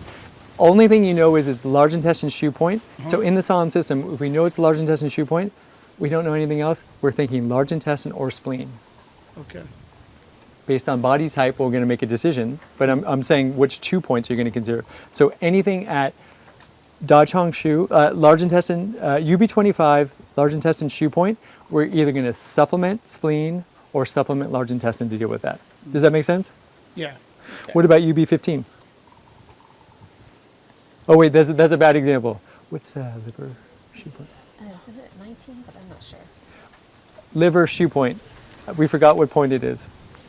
But okay, that's the students? 18, okay. You're going to forget that information very soon. UB18. UB18, you don't know anything else about the patient. Which 2 points are you going to consider supplementing? Liver. Yes. Yes, Dennis?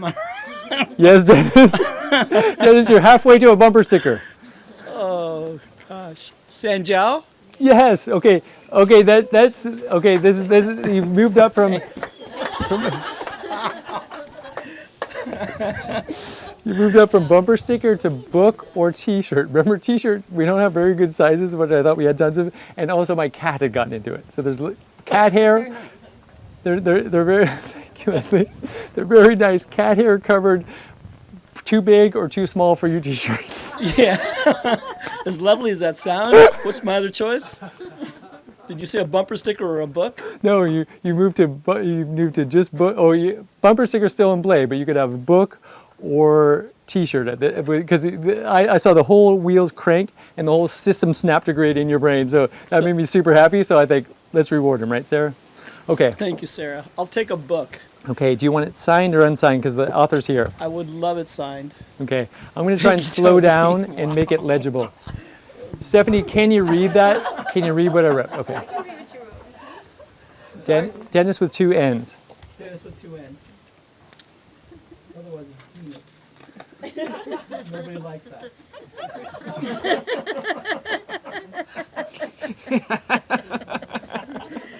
Hey, Dennis, this is my class. I do the jokes right here. Okay? Sorry.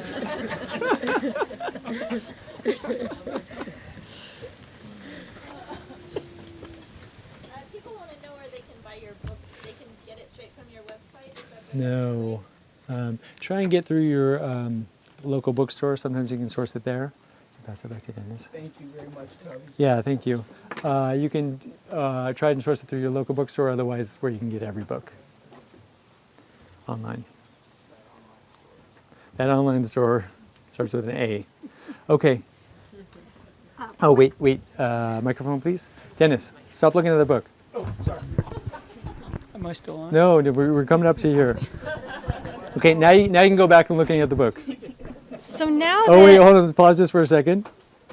See the top blurb on that? Flip it over.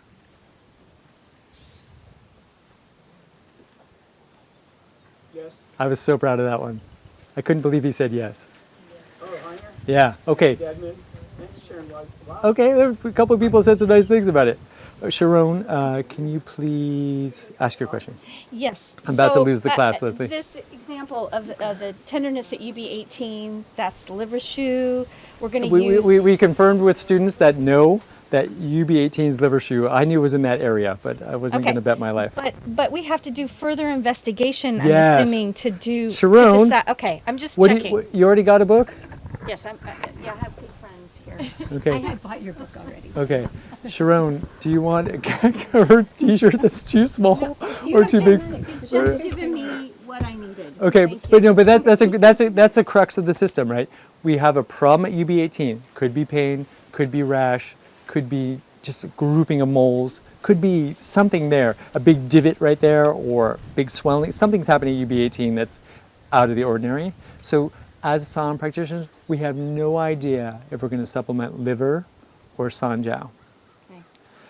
Shauna, is it okay if one student turns around and looks at your eyes? Sure. Okay. Sharon, can you turn around and look at Shauna's eyes? Are those bright or dull? Right. Okay, so if that was Shauna with that UB18 pain, with those kind of pierced, intensing eyes, did she like talking in public? Yes. Oh, you can't see. She's behind you. You can't No, see her. Let me imitate her. So here comes the microphone to her. Oh. Okay. You didn't. She was good. Yeah. Yeah. She stepped it up, but she was not happy. Yeah. Okay. So Sanjiao, so we have to supplement liver. Exactly. Okay. You would have saved her whatever that problem was at UB18, because that's exactly right. Again, it's a UB18 problem. We don't know anything to do until we look at her eyes and we can feel that piercing coming at us, right? And then we go, oh, okay, we know what to do. Again, if it's dull and there's just nothing coming out of there, and then we supplement sanjiao for that. Okay. That back pain was on the. Oh, never mind. That's going to be too confusing. Okay, good. All right. Okay, so this took me years to get. You guys have. This is your first day of studying the Saam system. You already got some valuable clinical information. Sharon. Singular and particular detail is the foundation of the sublime. One more William time, Sharon. Blake. One more time. Singular and particular detail is the foundation of the sublime. Ooh. William Blake. Oh, this is one of my favorite. We got to do this one slow and twice, please. There exist no miraculous methods in this world, only plain ones, and the perfection of the plain is miraculous. One more time. Please.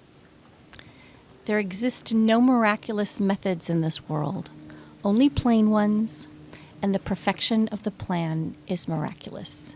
Fei Bo Xiong. Great. Okay, thanks so much for all these pictures. Most of them aren't mine, so I really appreciate that. Okay, so you guys have a lot of things that I didn't have. Again, my teacher would come, and then my teacher would leave, and then I would just be left with the classic texts and myself. So that wasn't great.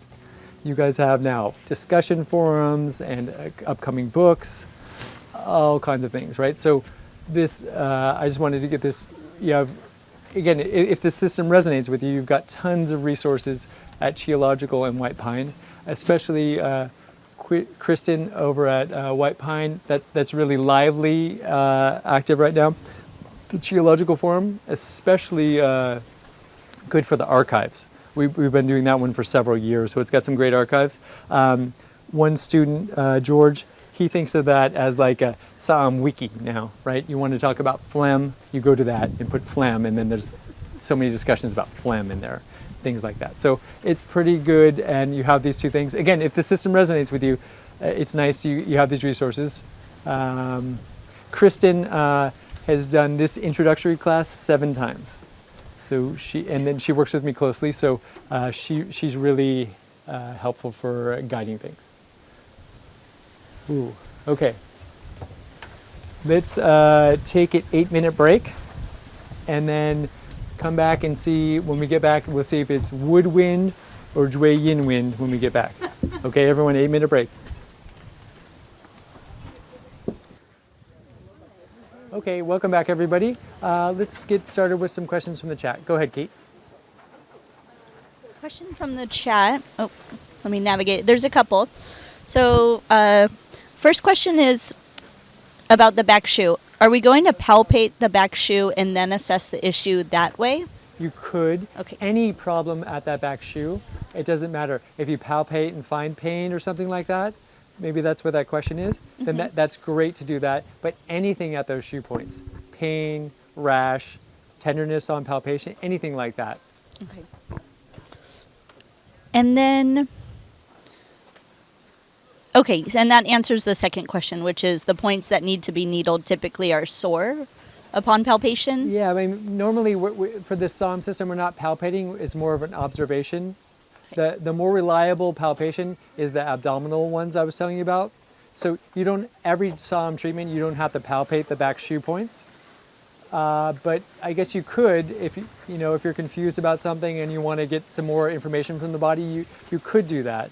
But that's not typical for Saam treatment. Okay, thank you. Hold on, we're having a little issue with our visual. For some reason, it's stuck on that beautiful house.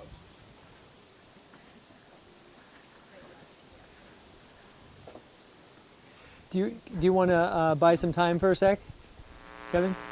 Yeah. Okay. Who has the microphone? Okay. Kate, can you give that to Shauna? She's coming out of her shell there.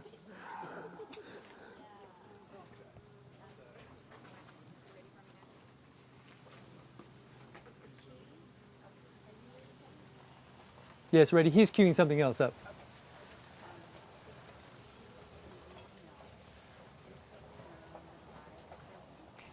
Gather, scatter, mingle together, ascend and descend, demanding of each other, entwining and swirling, mutually mingling, now together, now dominating one another.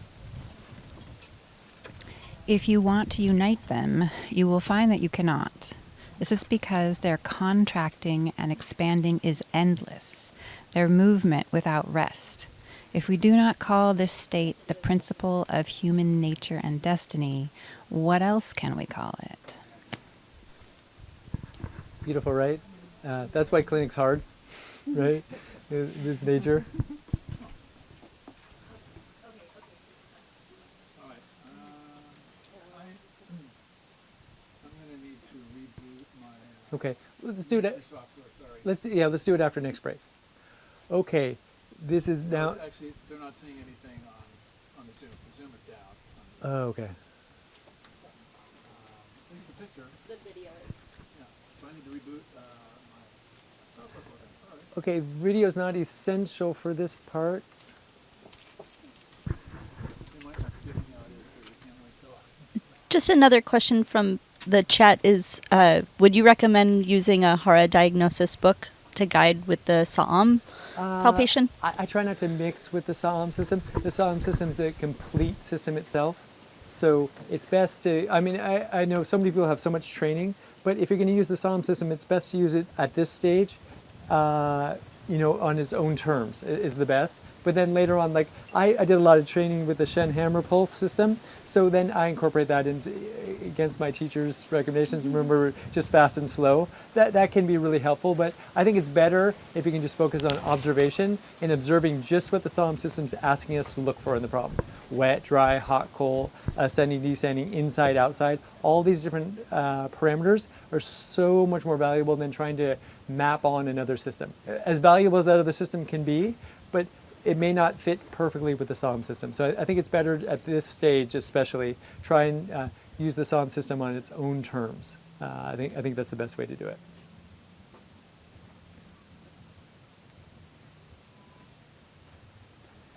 Okay, Kate, anything else on the chat? Okay, anything else more here in person? Because especially now, just this is matching perfectly like we designed it, right? We went from all like this calm stillness with theory, and we're talking about theory, and there's nothing at stake. We could just make mistakes and just talk about things, everything like this. Now we're getting to actual cases, so the stakes get much higher, and I always feel like the wind starts whipping around, right? And consequence of action is coming now. So any last questions or anything about that? Otherwise, let's look at our first case together. And what we're going to be doing, Kate, for this, at the end of this case, we're going to break up into breakout rooms. And so students, Kate, any mortal enemies over there on the live stream? Okay, yeah, so we want to confirm this because we don't want to put you in 10 minutes in a breakout room with somebody mortal. And mortal enemy, everyone seems pretty cordial here, but okay, no one's told me. Okay, so anyways, at this case, I'm going to present it. I want you to feel like this is your case. This is your case. This patient's just come in to see you. I'm going to present some information about them. You guys can ask me any questions you want about this case, and then we're going to break out into groups. You guys will work with a pair here. Since there's no mortal enemies, I'm just going to assign the groups. And you guys will diagnose and treat this patient and come back and report to me what you did. Okay? Here's your first Saam patient for many of you. Your patient is a 12-year-old female. Okay, great. This is perfect timing. Welcome back, everybody live streaming. We're just about to present your first case.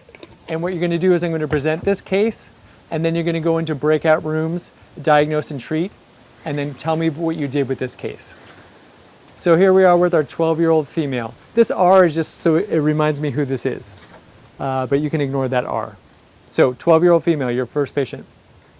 Pulse is rapid, relatively weak, and this is the Schottenhammer thing muffled. You can kind of ignore that for this tradition.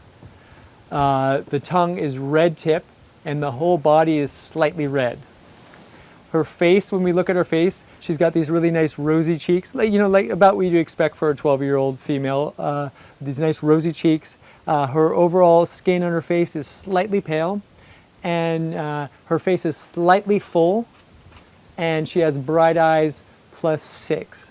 We have one of our students here in person. She's got bright eyes +7 at times. So that's, if anybody wants to casually look at that, that's in person, and look at her eyes, they're +7. So this is a significant Sanjiao excess for this student we have here.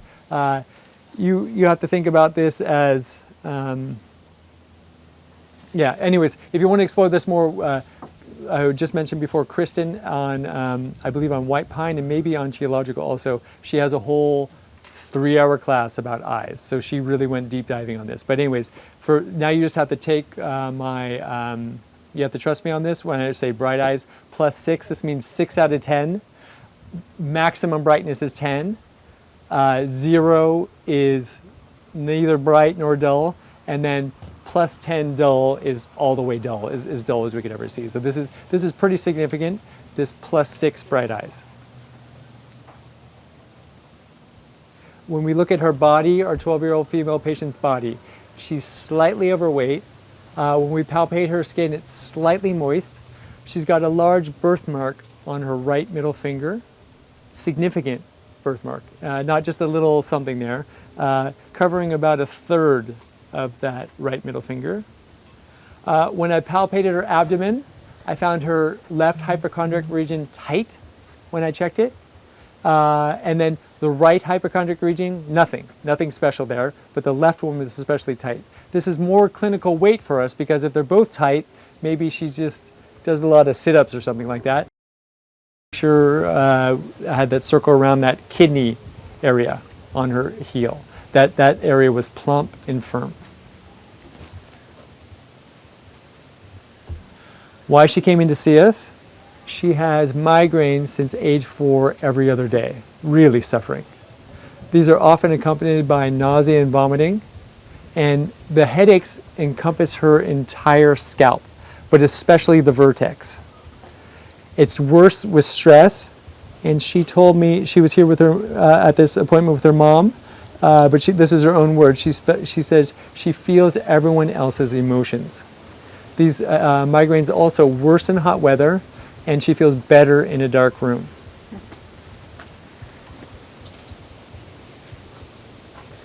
What she was like, she was really sweet and pretty assertive especially for a 12-year-old, right? She, she would just,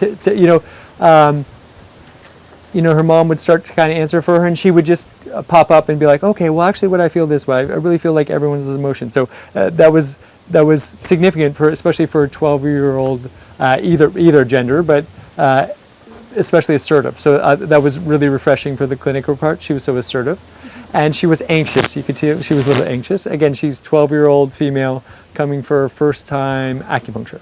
So that's a little bit just makes sense. Neurological stuff, she complains of poor memory and dizziness, and she has restless legs and arms.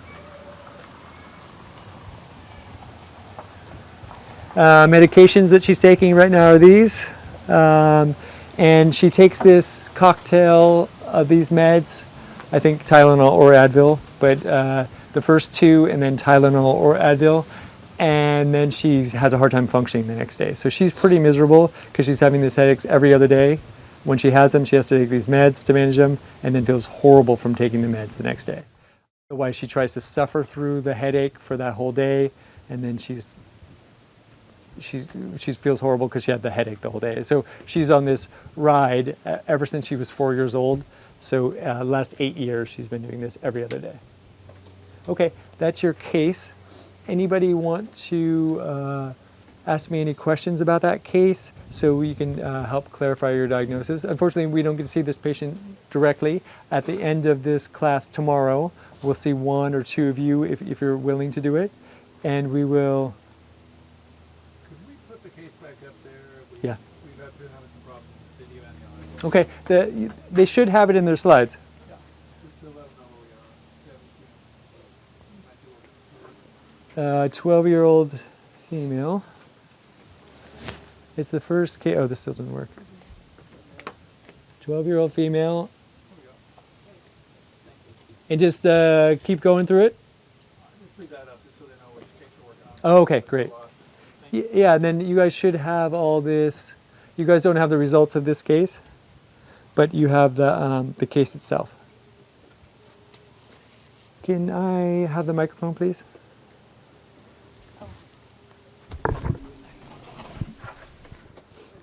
Oh, thanks. Thank you. Leslie, what more information do you need to help this? This is now your patient, this 12-year-old female patient. What more information do you need from me to help you diagnose and treat this case? I feel good so far. Pass the microphone to Billy. Billy, what more information do you need from me to help you to diagnose and treat this case? I have a hypothesis on 1 and 2. Okay, no, but yeah. Oh, okay. No, Oh, I'm yeah. not gonna Okay, go good, into good. that. I was just wondering about the woman's for the third hypothesis, whether or not she's good looking and whether she has a strong sex drive. Yeah, she's 12, so I don't know about the strong sex drive, but yeah, she's got a lot of times for the Saam system for if they're attractive or not, we look for symmetry in the face, and she's got some great symmetry. Yeah, she's got some really good symmetry. Question from Zoom. Oh, great. Oh, hold on. Where exactly are the migraines located? Throughout the whole head, I think we have that. Okay.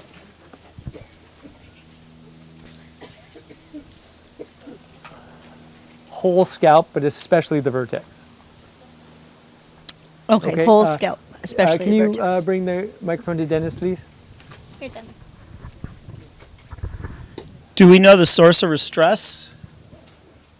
She says she feels everyone's emotions. So yeah, Dennis, that's excellent, right? So this is when she gets into crowds, or she had an aunt visit. I think this is some point in the case, but you should know about this too. And a sick aunt came to visit, and she felt horrible after. The sick aunt just came into their house, and then left, and she was just wrecked from that. So that's a really common thing for her. She just feels really everyone else's emotions. So that's the source of the stress. She's a 12-year-old going to school in the age of Instagram. I mean, yeah. So this is not ideal for this type of situation. Colleen, are you ready to diagnose this case? I have some ideas. Oh, can you pass to?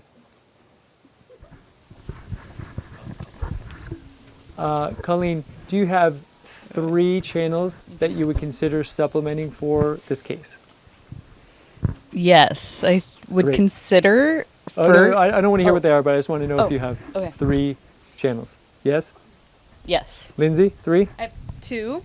Okay, Lindsay, do you want to ask me any questions about this? This is your case. This is your 12-year-old girl suffering.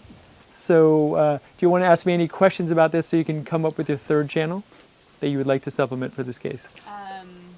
I was just trying to quickly go through notes to refresh my memory about Great. some of it. But I'm here, and you don't need your notes. I can answer any questions you have. Okay. Oh, hey, Lindsay, look, put that away. Okay. Yeah. Put that away. Lindsay, get rid of that. laptop thing. Lindsay?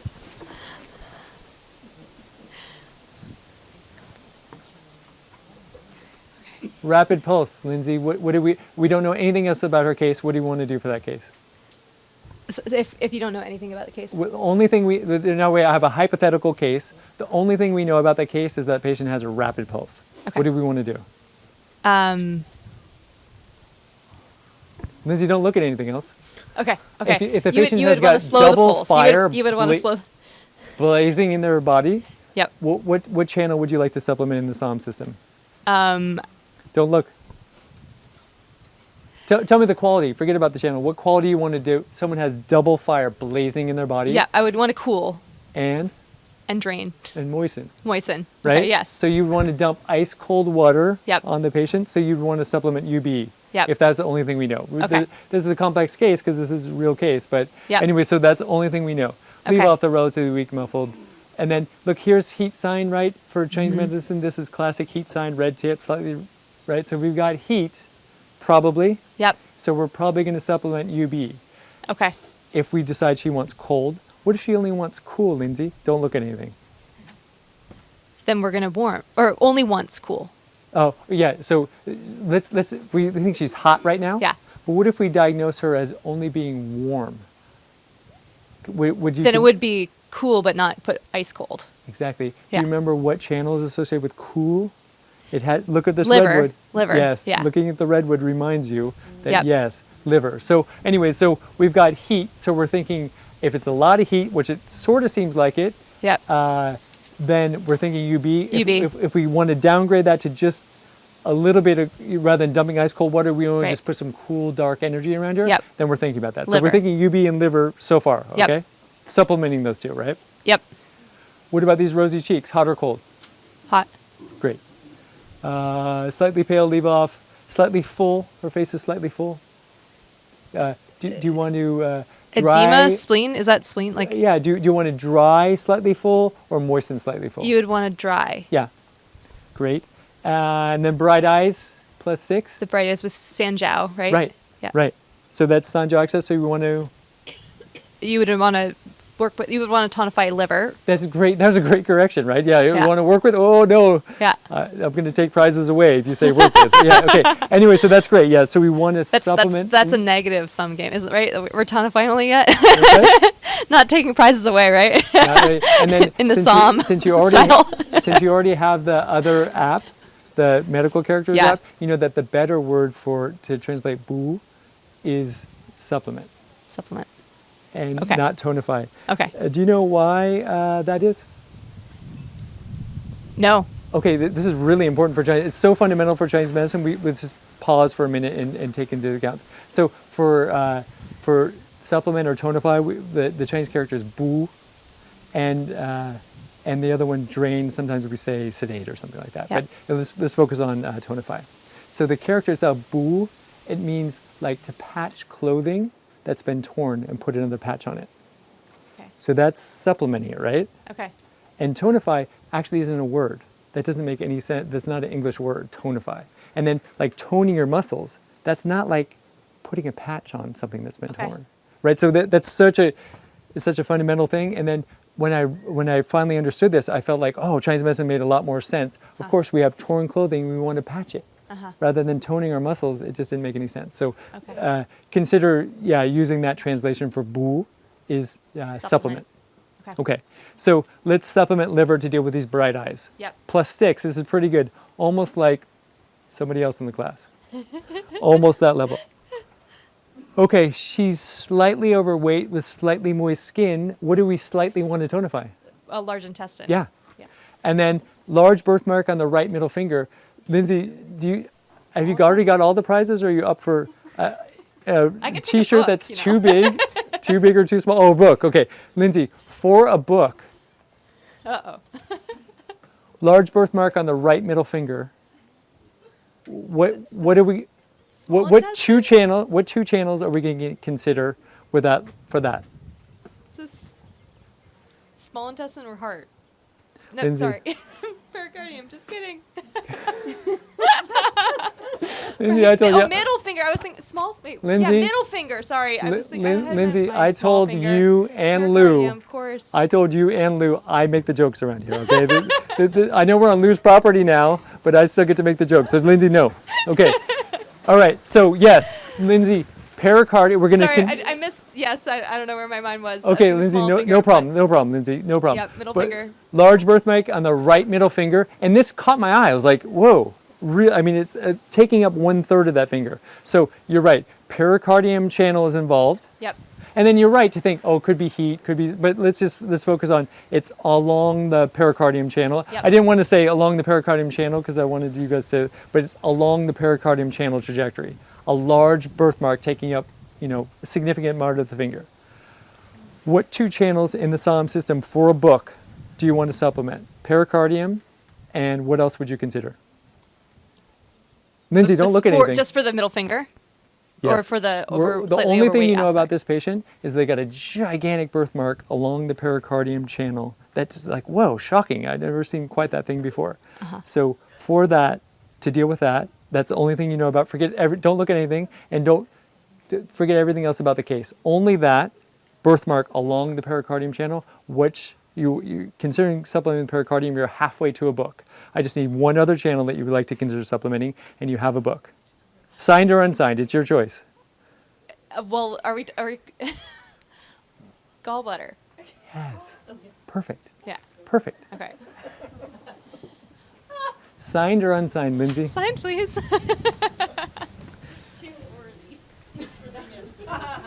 You almost led me astray. Okay. Any questions, just ask Kate. She'll tell you. Okay. Lindsay, So wait, hang on. So we have more than three. How do you spell your name? Can you turn? Lindsay. So with this case now Hold we on, have, Lindsay.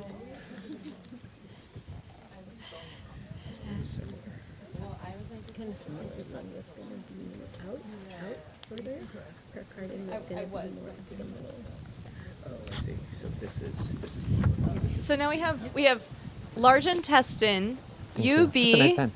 liver, and potentially gallbladder. So we have 4. I was so busy signing your book, I lost what you were. Oh, sorry. You were saying. Thank you. So according to what we've just discussed then, what you just helped me through. You did that all on your own. No, not quite. We have the large intestine there, we have the UB, we have the liver, and we have the gallbladder, potentially. Okay, make a So it's case for 4. all those. Well, for all of them? Yeah. Well, You're saying you're besides considering- the things that we just did? I was trying to gently guide you to pericardium gallbladder. Yep. So that makes sense because, like we discussed earlier today, along the trajectory of the pericardium channel, then we have to think about the gallbladder or the pericardium, right? Yep. So that's where I was. Okay. Now you're adding other channels. Can you make your case for those other channels? Well, we were talking about the large intestine because of the slightly overweight and Oh, moist no. skin. But, let's stay with this right middle finger birth. Okay, I see. Okay, Yes. so are you good with that? Yes. Pericardium or gallbladder? All good. Okay, great. Yes. How many books are you trying to get? Just answering questions. Okay. All right. So warm and soft midline. Do you remember what that is? That was the heart, right? Wait, Yeah, sorry. heart excess. Heart excess. So then we want to supplement. UB. Right. Yes. Okay. What about this plump, firm medial heels? That was kidney excess. Right. So then we want to supplement. Don't look. Liver. No, sorry. No, Don't- small no, intestine. Yeah, but Small don't intestine. look. Try and come up with it because, Yeah. and Lindsay, I apologize for this, but you're going to be in clinic very soon. Yeah. With this same thing, so I don't want you to. I want you to try and come within, even though this is a brand new system. So again, I told you at the very beginning of this class, I was really this is very ambitious for you to take on the fundamentals of a complete, thank you, the fundamentals of a complete new acupuncture system. That's very ambitious, but in order to do that, I have to push you guys. So I don't want to make you uncomfortable, but I will. Okay, don't look at anything and answer this question. Okay. Plump, firm, and medial heels is an excess of what? Kidney. Yes, and so you want to supplement? Small intestine. Excellent. Yeah. Okay, you're close to getting a t-shirt, Lindsay. Okay, migraines. What is it? Okay, pause for a second, Lindsay. Have some tea. 2 questions in the chat. One was curious about the patient's sleep, and The patient was curious about the patient's sleep. the Yeah. yes. Again, that's a great question. Patient sleeping normal.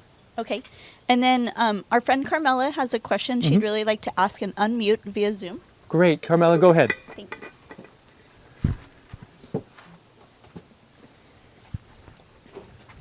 I'm trying to not to sound like very frustrated, but let me see how I put it together.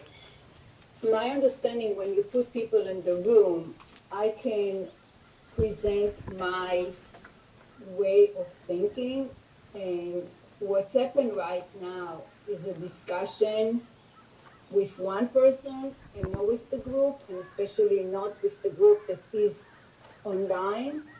And my intention of this weekend was that I can participate and see if I'm thinking right this method, because I'm trying to learn.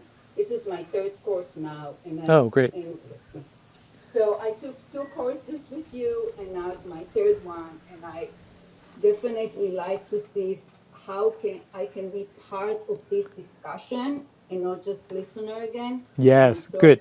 and I'm trying not to be rude, but a little bit trying to do But what Carmela, the reason for me to take the course. okay. Thank you, Toby. Yeah, you're welcome. Of course, Carmela. This is what you might see.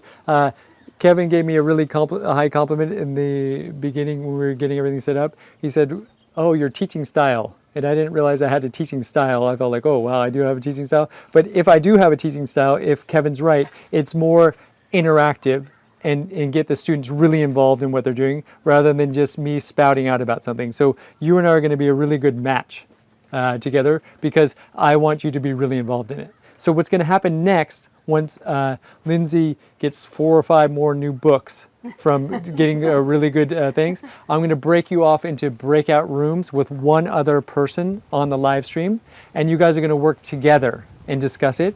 And then when you guys come back, when the time in the breakout room is done, and you come back, you are going to present to me what you and that person in your team worked on.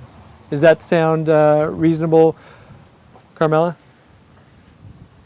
Yes, thank you. Okay, great. All right, Lindsay, put that tablet away. Okay. Oh, I stole the microphone. Oh, okay. Hold on. Okay, pick up that tablet again. Okay, go ahead. Something else? Another question from our Zoom room audience is how to distinguish inner and outer damp. Is outer damp always moisture on the outside, like sweat or oily skin? Or can it be relatively external, like yang type edema versus yin type? That is such an excellent question. That person can have an app. Can you mark who that was that asked that question and then figure out what kind of app they want? Yeah, that's a great question, right? So I tried to blow past that defining what's inside and what's outside, and this astute live streamer caught that, right? So I also asked this exact same question to my teacher, and he refused to answer this question. The reason why is because, and at the time it was frustrating. I got to admit, Billy, it was a little frustrating at the time for him to not say what's inside and what's outside because I needed to know for my patients. But this gives us quite a bit of flexibility. Kate, can you ask that same person, is phlegm on the inside or the outside? And then we'll move on, and then at some point I'll check in and then they'll answer that question, is phlegm on the inside or outside? Because that's a really fruitful way for us to discuss. Lindsay, get that tablet out of your hand. Okay, so migraines at the age of 4. So we don't really, the Saam system, we're not quite sure. We have something involved with the head. We need some more information. But since 4 and she's 12, this is like the definition of recalcitrant, right? So we're really going to have to be on our game because it's not like a little something, right? This is an entrenched thing. Every other day, again, just showing us accompanied by nausea and vomiting. Lindsay, we can start using nausea and vomiting as a symptom in the Saam system, can't we? What 2 channel organ systems are associated with ascending without looking at anything? Descending without ascending, because this is nausea and vomiting is an ascending problem. Which two channels in the Saam system, when they're in excess, cause things to go up? The stomach, if it's... No, to make it go up. Oh, just in general? Yeah. Spleen? Spleen and?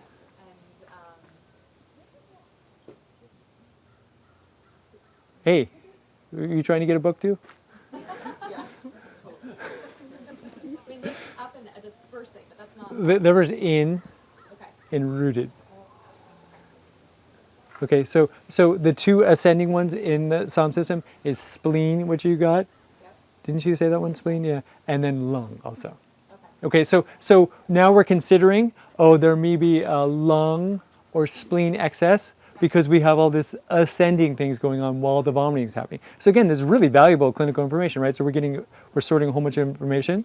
And the whole scalp, that doesn't really help us too much, but do you remember what primary channel goes to the vertex? Oh yeah, but besides, especially the vertex. I think it's liver. Anybody else? Any other student? Doesn't primary channel go to the vertex? Liver? Okay. All right. -1 point for Lindsay. No, okay. Okay, but anyways, so the vertex itself, a lot of times we think about because there's a primary channel that goes to the liver, primary channel goes to the eyes and the vertex, if I remember that correctly. Okay, but that's good. What about this worse with stress feels everyone else's emotions? I'm going to make this one really simple because we were talking so much. Is she shielded that she feels everyone else's emotion or wide open so she feels everyone's emotion? Right. Okay. So feels worse in hot weather. Which we want cold and cooling. Which are cooling channel that we might supplement? If she's worse in hot weather? Worse in hot weather. So let's say UB if it's really hot weather. What if? Yeah, exactly. Better in a dark room. Liver. Yeah. So things are starting to stack here a little bit. I feel like I. Sorry. Oh, sorry. Oh, right. So let's say that all again. I'm right? back. Yep.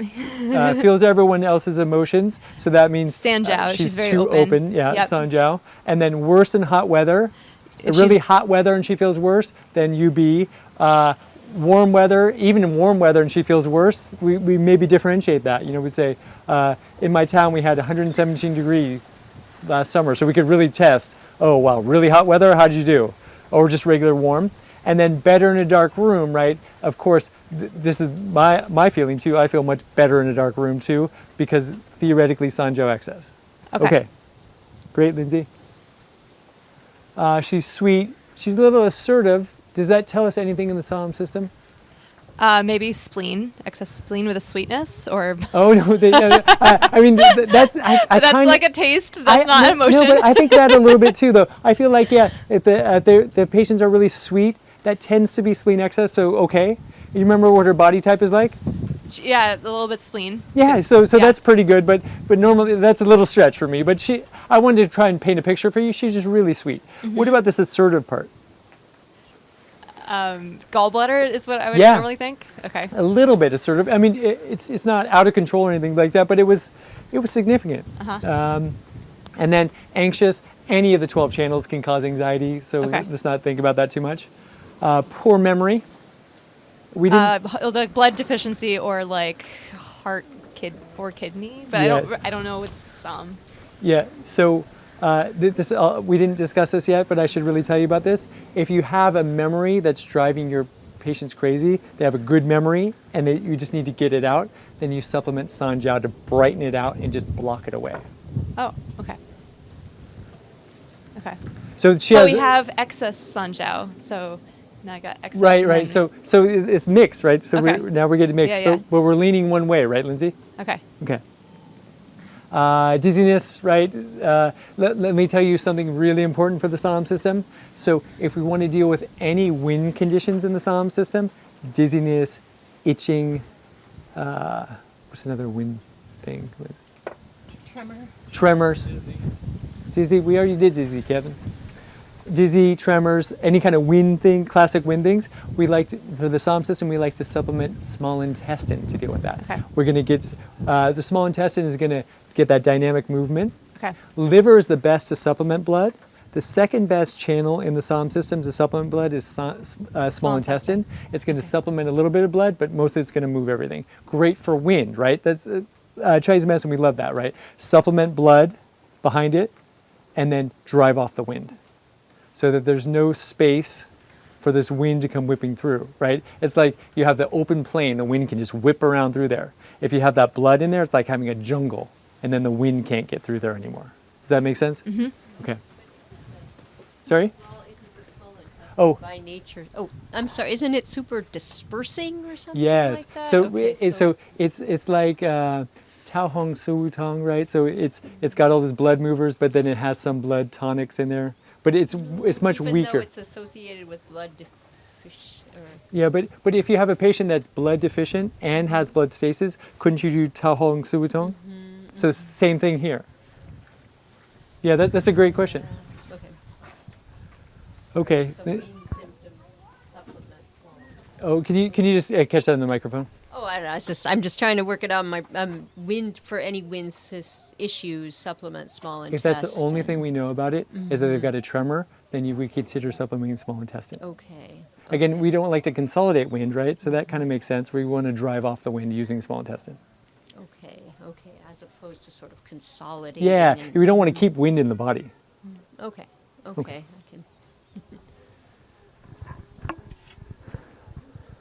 Toby, could you repeat the Sanjiao and its relationship to memory?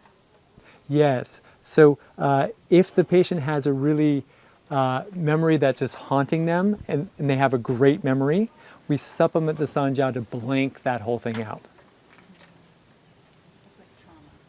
Yeah, it could be trauma. You know, a memory that's just haunting people, or they have a really good memory, then we use Sanjiao to supplement. We just think about that bright sunshine, it just clears everything out. That's really valuable. On the memory point. Oh, hold on. Can I have the microphone for a sec, Kate?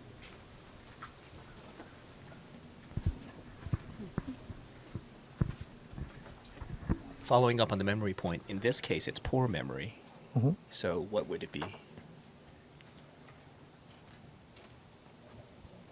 Are you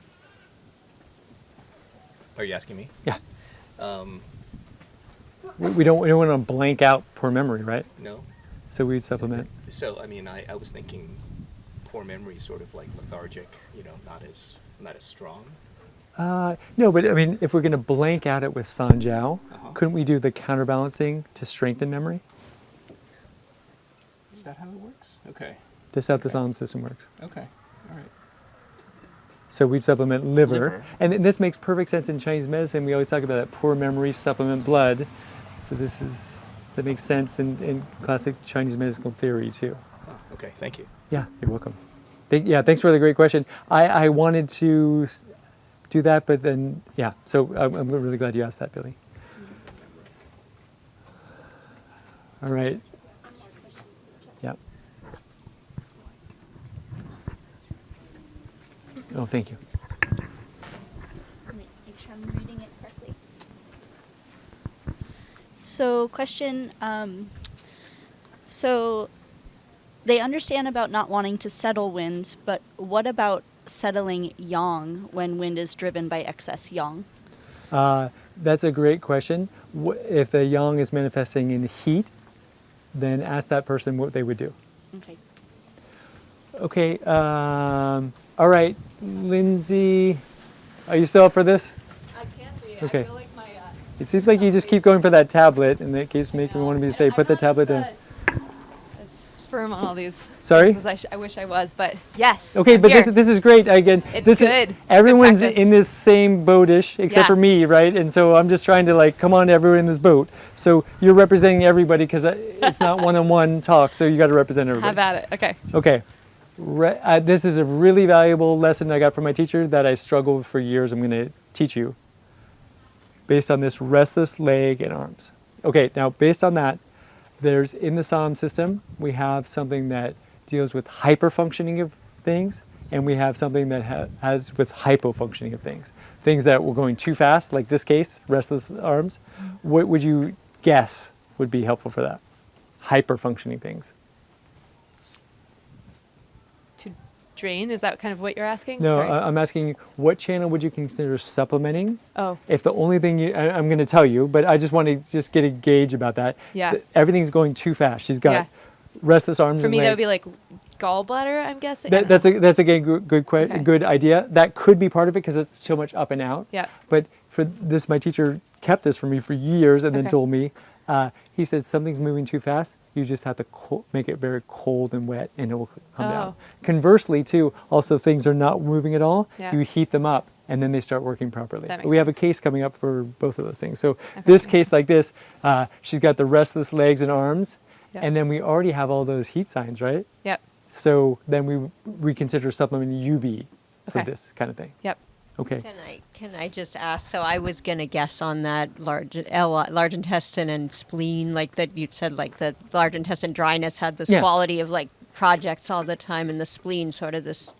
So I don't know. That's damp versus dry, as opposed to heat versus cold. Yeah. For the restless symptom. But For sure, you could definitely consider that. But your first thing in hyperfunctioning is Okay. to do cold. Heat. And Okay. it works thank you, amazing. Thank you. And then conversely, like this, say stroke victim, and they can't move or do anything, then you consider supplementing heart to get that hypofunctioning back to normal functioning. So both sides of that. Okay. Heat and cold. Okay. Heat is going to help cool For hyperfunctioning. hypo and And hyperfunction. did I say that right? No. Heat is going to bring up hypofunctioning. Yes. Heat is going to bring up hypofunctioning because Leslie doesn't have a microphone, but she's right. And cold is going to suppress hyperfunctioning. Okay. Thanks, Thanks, you. Leslie. You have to come to all classes. Okay. All right. Okay, Lindsay, dare we continue on with this case? Yes, please. Would you put down your, okay, you don't even have, okay. Put All down right. my mic. All right, medications. All these medications, do you want to add a whole bunch of herbs to this case? I mean, I don't know about contraindications, but I'd be nervous. Yeah, same. Let's stick with acupuncture for her. Okay. Okay, that's our case. Okay. Billy, why don't you work with Leslie? If you don't mind turning around and work with Shanna. You can look at her eyes again just to get a really good view on that. Anita and Sarah, you work together. Kate, they're in the breakout rooms, please. Stephanie and Dennis, you guys want working together? And then you guys and you guys. Okay? So what you guys are going to be working on is you're going to come up with 3 channels that you would like to supplement for this case. And much more important than that, you're going to come up with a team name that you're going to be calling yourselves. The team name is the top priority. The 3 channels is okay, right? I mean, if you can come up with 3, that's great. But the team name is really important. Kevin, Kate, and I, we've already taken the team name 9 Inch Needles. So that's off limits now. We've taken that. That's what this team is. So you guys got to come up with your own things. Memorable team names in the past have been The Daily Show. That's my last name. Somewhere Over the Rainbow. Something's got to give. People get stuck on the Saam thing. Okay. So you guys are going to work. You guys are going to come up with a team name and come up with 3 channels you'd like to supplement for this case. Wait, in the order that you like to supplement your top idea, your second idea, and your third idea. And Lindsay, what side you're going to put those 4 points on. Okay? You guys have 15 minutes to work on that.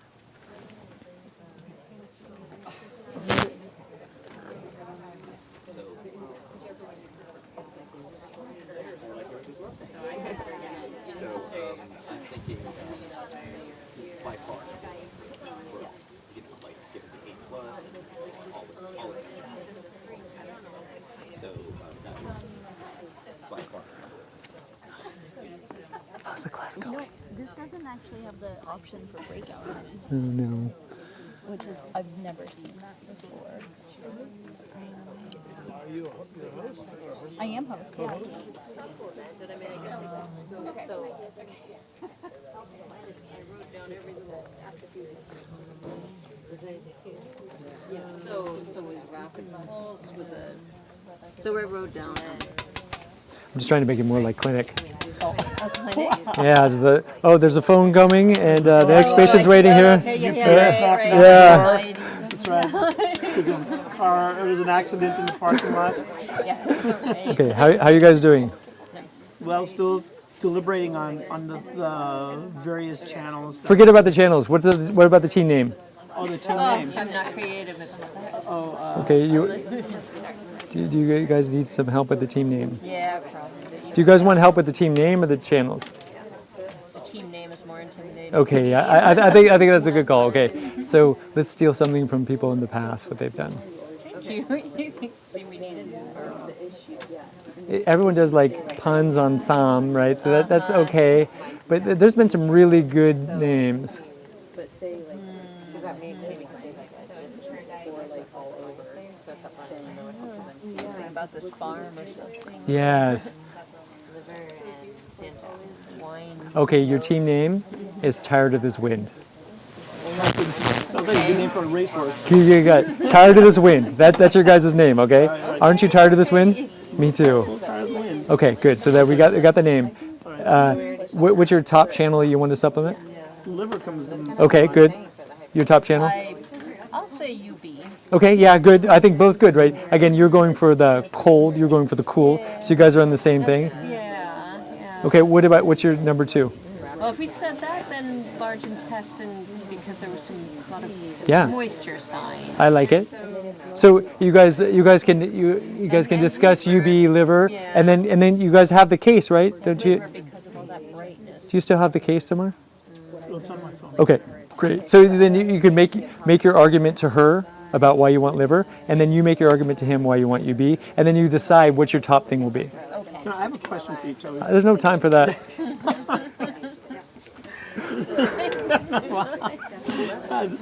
I know you guys. I was raised by nuns, so this is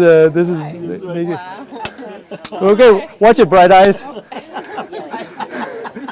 Okay.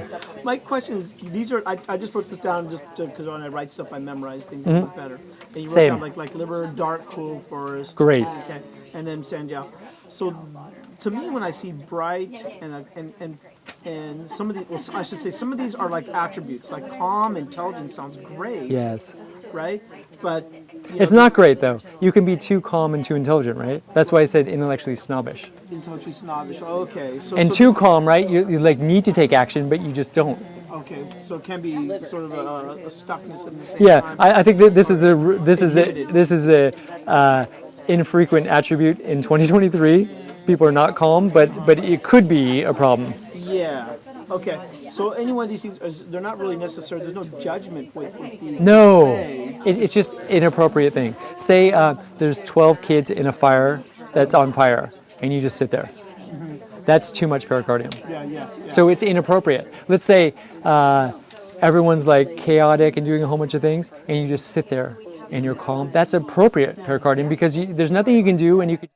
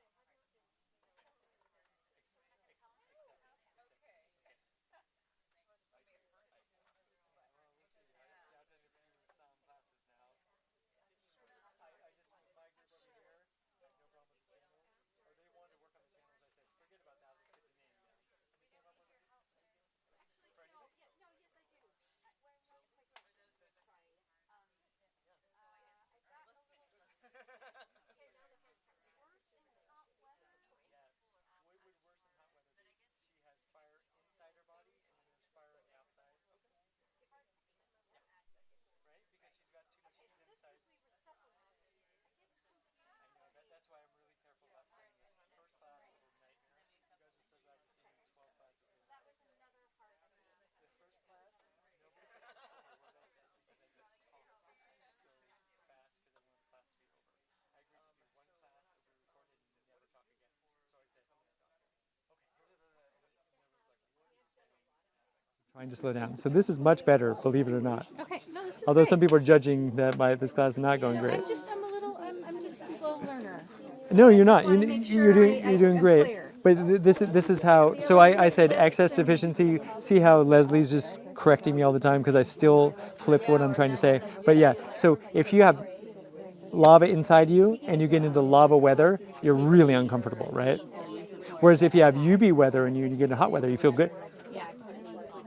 Okay, thank you. Okay, great.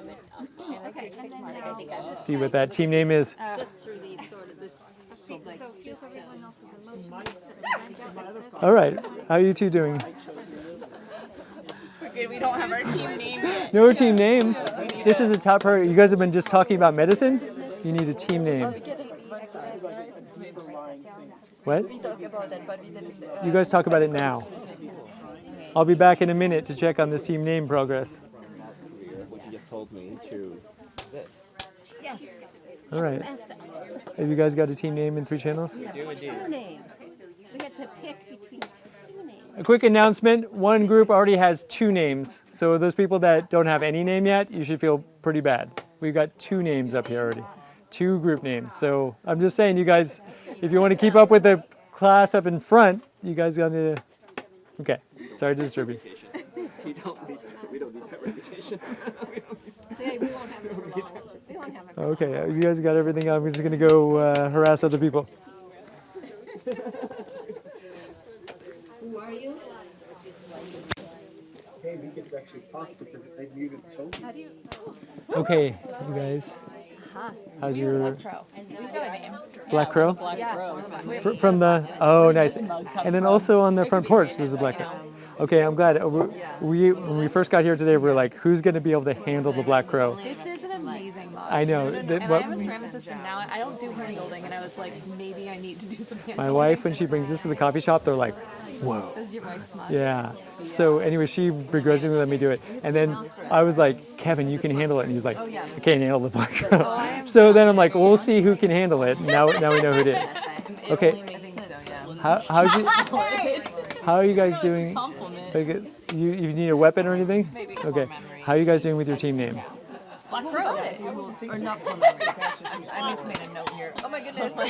How are you guys doing with your team name? We have a really good one. Okay, good. Can't wait to share. Good. Do you have any questions about medicine? Okay, so we were asking about the poor memory. So if you have a good memory, if it's too good, supplement Sanjiao. It's a poor memory. You have patients like this that are just haunted by memory, then consider, if everything works well, supplementing Sanjiao, just blank that out. Okay. So patients are like, oh. Oh, okay. It's and then great. What about so when they have a poor memory, is it then similar as the dizziness, pericardium? No, the opposite. The opposite. Oh my God, Sanjiao's opposite. My brain just shut down. No, Opposite. the opposite of Sanjiao. So when you want to blank a memory, we use Sanjiao. When we want to make memory, yeah. No, but don't say like that because this is very unique, right? We never pair Sanjiao and liver, but although we can see the Nanjing, Yijing, and Neijing say you should probably consider pairing these things because it's so obvious, right? When the system gets presented to us, it's really obvious. But I'm saying if you don't have these pairings before, it just takes time to get it. But then eventually, it's the same coin, just different sides of it. Okay. So for the poor memory, we would supplement liver because we're building blood. I mean, so that's a Chinese medicine justification for that. Okay, but it's working in this case too. We'll see if you guys choose it. Okay. Okay, I need to try to know about that memory thing. I've often seen you do tonify small intestine, and that's because of like blood consolidating. Yes. Yeah, this is how I like to phrase it. I don't want to consolidate pain, right? I want to move it, right? Okay, cool. And then the non-post leg, I had totally forgotten. I know. I know. Colleen said it was UB, but I thought you said tonify UB. hyperfunctioning, Colleen's right. Then you supplement UB. Hypo. Good to doubt. Not Colleen. Colleen's got this. Colleen's got this. I defer to Colleen on that one.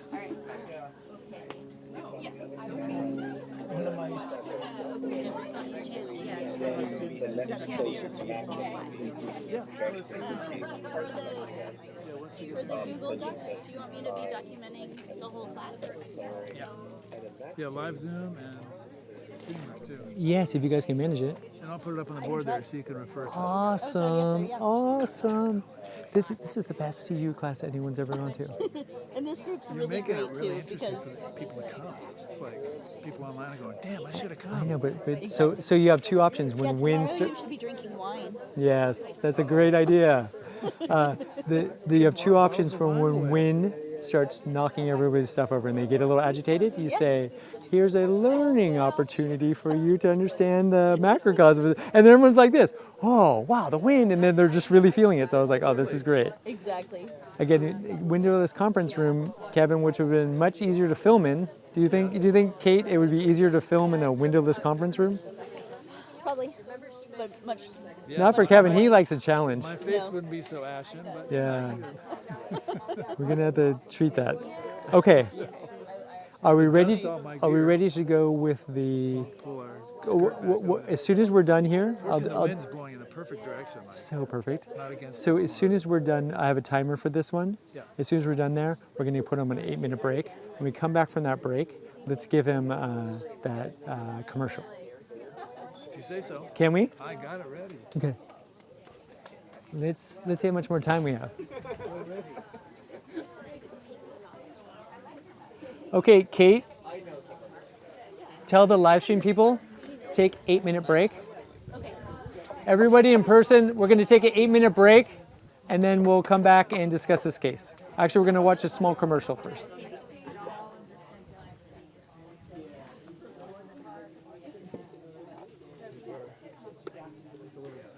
Bring in the sails. Pull that spinnaker. I know, but look, the TV didn't go down, so that's good.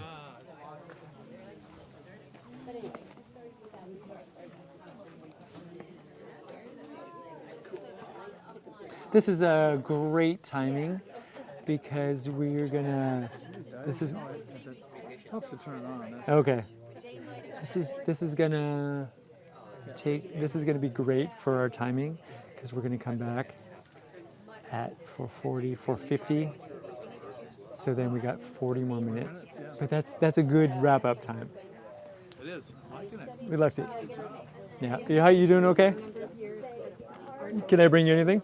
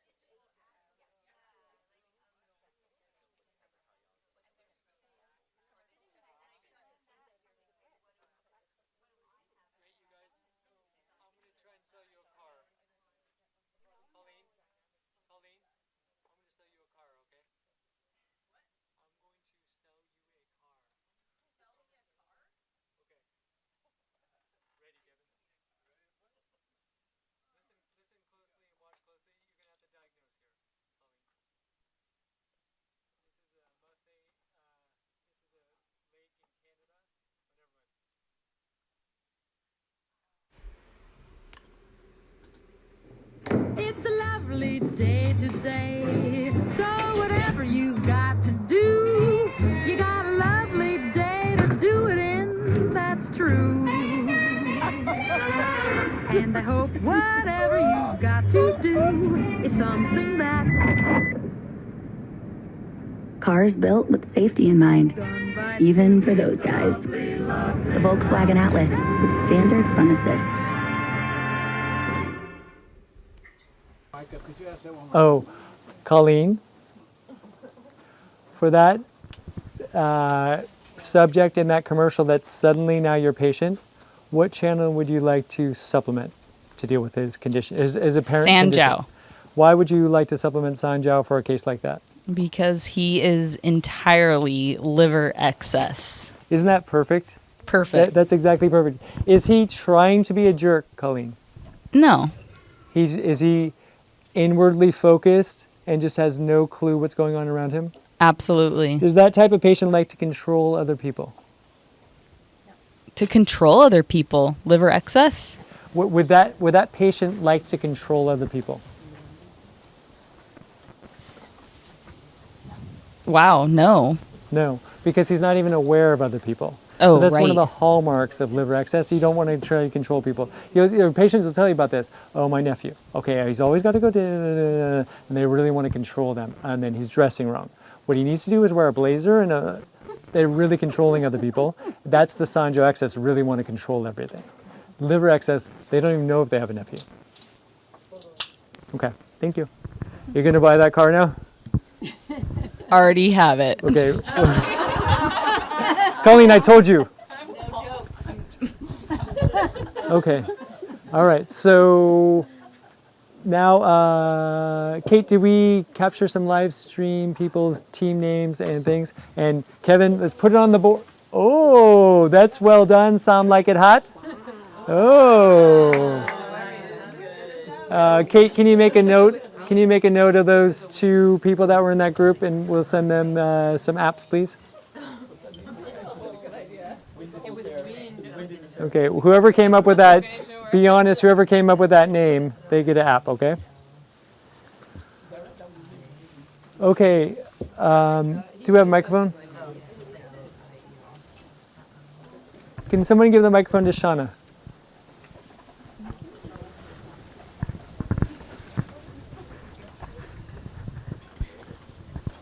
Okay. First of all, what do you think of this team name? I like it. Same. I like it a lot too. Like it even plays into the case, which is all about heat. Mm-hmm. Oh, that's a double app right there. Okay. Why did they put all the channels on the right side, Shauna? Because this is a female. Yes. Right, because the headaches are throughout the whole scalp, not especially one side or the other. Mm-hmm. And so they put all the things on the right. What about liver? Did they put the liver on the right side, on the correct side? Yes, they did, because you should always supplement the liver on the right side. Okay, great. Yeah, so great. This is pretty exciting. Their top idea is to supplement liver. Their second idea is to supplement UB. And their third idea is to supplement small intestine. Great, right? That's similar to what I heard going around, so that's really good. Dennis and Stephanie, did you resolve your big feud about putting UB or liver as your top idea? We went with liver at the top. Was that, I forgot, was that Stephanie's idea or your idea? We did it in unison. Mutually, you guys decided. Okay, We that's very mutually diplomatic. decided. Dennis. Did we do that, Stephanie? Yeah, we that's did a smart together. move. And what was your team name? Wind in our hair. Ooh. That's not exactly the one I recommend. Okay, that's not exactly the one I recommend, but I love it. Okay, love it. Wind in our hair. Wind in our hair. So wind in our hair's top idea was to supplement liver. It was Correct. really Stephanie's idea, but we're going to give it to both of them. Okay, supplement liver, and then number 2 was UB, and then I forgot what number 3 was. I think, didn't you like large intestine, Stephanie? I think I was. Do you remember that correctly? Okay, so large intestine as their third idea. What side would you like to put all those on? We said right. Right, great, perfect. Okay, anybody in here have any channels besides the ones we have up here on this board right now that they would like to supplement for this case? And now is the time when, especially I like to hear like wild card kind of things, curveball. Dennis? Yeah, I was just considering the kidney because the onset was when they were in very early childhood development. And it seemed like that, like, I don't know if I'm going off track here in my thinking, but the sort of damaged yin deficient heat signs that showed up in both the pulse and the That's tongue. too complicated for me. Is that too complicated? It's too complicated for me. The damaged yin deficiency. Just forget about it. Just think about just heat. Don't even Okay. think about where it's. Well, you can think about where it's coming from if it helps you, but mostly just try and. There's definitely heat present, right? Correct. So then let's just deal with that heat. Let's counterbalance that heat that Fair we're enough. seeing. And then I think the kidney. So you're saying, from your clinical experience, something that happens at when you're 4 years old, that's always associated with kidney, or sometimes, or I think it certainly points to that as a top consideration. fantastic. Now that you're learning the Saam system, you can consider supplementing kidney or small intestine for that kind of case. Very good. Okay. Yeah. So this case we already have small intestine. So and we got some good things because she's so young too. Do you follow like the Tian Kui 7 cycles of 7 for females? Do you? To a degree, yeah. She hasn't even hit her second cycle yet, so she's got tons of kidney energy, right? So theoretically, let's try and do some small intestine, especially she's got so much good symmetry. What's Billy? I'm just keep the microphone. But Billy, is there any other reasons why we might want to supplement small intestine? She's got yeah, it's the shaking, the and- dizziness. the dizziness, right? So again, we don't want to consolidate wind. We want to drive off wind. Thanks, Billy. So the small intestine, there's a really good case for small intestine, and I like your idea. Something happening early childhood, so kidney, but now with the Saam system, you take the other side of the coin also. Oh, could be small intestine too. Great. Excellent. Yeah. Anybody else, any curveball kind of things that they would like to throw out here as like a fourth or maybe fifth idea now that we have this? We had. Oh, hold on for a microphone. Just because of the birthmark on the middle finger, maybe pericardium excess supplement gallbladder. Do you remember what her affect was though? Her affect? Like her character? She was really assertive. Yeah. So would you consider supplementing anything else? You wanted, did I follow you right? You wanted to supplement gallbladder? Yeah, we thought maybe. Okay, yeah. So I'm with you, but I think the other side, because she was so assertive. Okay. She was really like up and out at you, like shockingly for a 12-year-old. So that I really noted that, and I think I didn't tell you guys as clearly. I just said assertive, but she was really like up and out at me, and I was like, oh, that's interesting. And then I looked at her finger, and I was like, oh my God, I know what to do here. Okay. So I think in this case I supplemented pericardium or thought about it a lot. And also, in general, for headaches, Dennis, I told you guys always think about the 2 channels, gallbladder channel. But for headaches, I like pericardium over gallbladder. Why?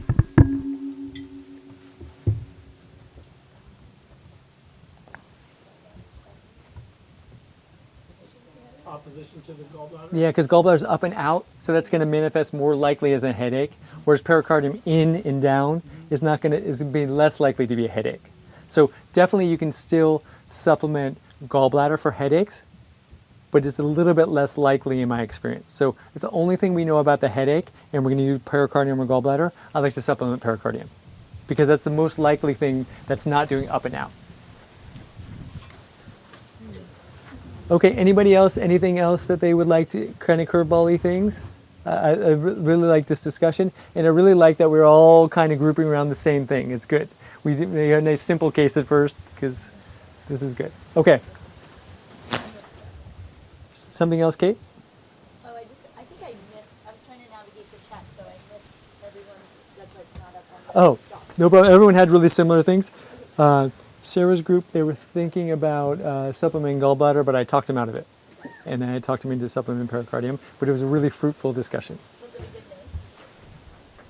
Great name. Our name is Wind Blossom. Awesome. That's excellent. Wind Blossom's great. Okay. Oh, what about secretive, Shauna? What was your team name? Sharon came up with the idea that our names both start with an SH, and we were noting the on the signs out front. Yes. And so together we were Shamalama Ding Dong. Okay. That's a great collaboration. That was excellent. Okay, that was worth the wait. That's good. Okay. That's correct. I don't know why that red line's under it. That's perfect. Okay. I think there's another A before it. Put an umlaut over the A. Okay. Kate or Kevin, take this away and let's go back to our case. Whoa. Okay, now put it back. I wanted to no. Okay. Show me the bubbles in the lake in Canada. You gotta touch your computer to get it back up. Show me the lake in. Come on now. Damn it, Kevin. Rehearsal, we nailed this. Okay, there it is. Okay, so this is this lake in Canada. The bubbles rise up into the lake, and then it's always in the summer, right? It's coming up, and then it's so far north that it freezes. The bubbles freeze there. So I had a patient that was really upset he wouldn't be able to hike to this, and a little bit of Saam helped him. He was able to hike out and see what this. He always wanted to see this. It's called Bubble Lake. Okay. Not bad.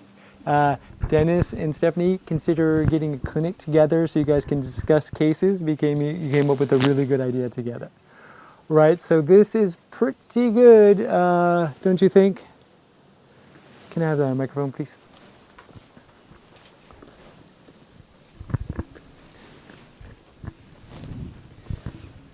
Anita, this is pretty good, right? Let's review our case, right? Since 4 years old till 12, she has headaches every other day, her whole life. And then she has to take medications for them, and so then she feels horrible. So everything's not going good, plus medications and everything like this. So this is pretty good. Anita, can you please read on your points card which 4-point combination I did when I supplement liver on the right, like you guys wanted to? So supplement kidney 10 and liver 8 and drain 2 and drain lung 8 and liver 4. Exactly. This is exactly what I did. So this is exactly what you guys would have done for this case. This 12-year-old girl who was really, really suffering, assertive but sweet. Again, it's too bad we can't see this patient together because you guys would all fall in love with this case. She was so sweet and so suffering. So we supplement liver on the right, no headaches all week. Good, right, Anita? Yeah, awesome. Now we've seen her a week later. Should we just cross our fingers, hope everything's fine, or should we employ another 4-point combination in Saam? What was the first? Do you want to treat her again? Yes, because she has more things come up.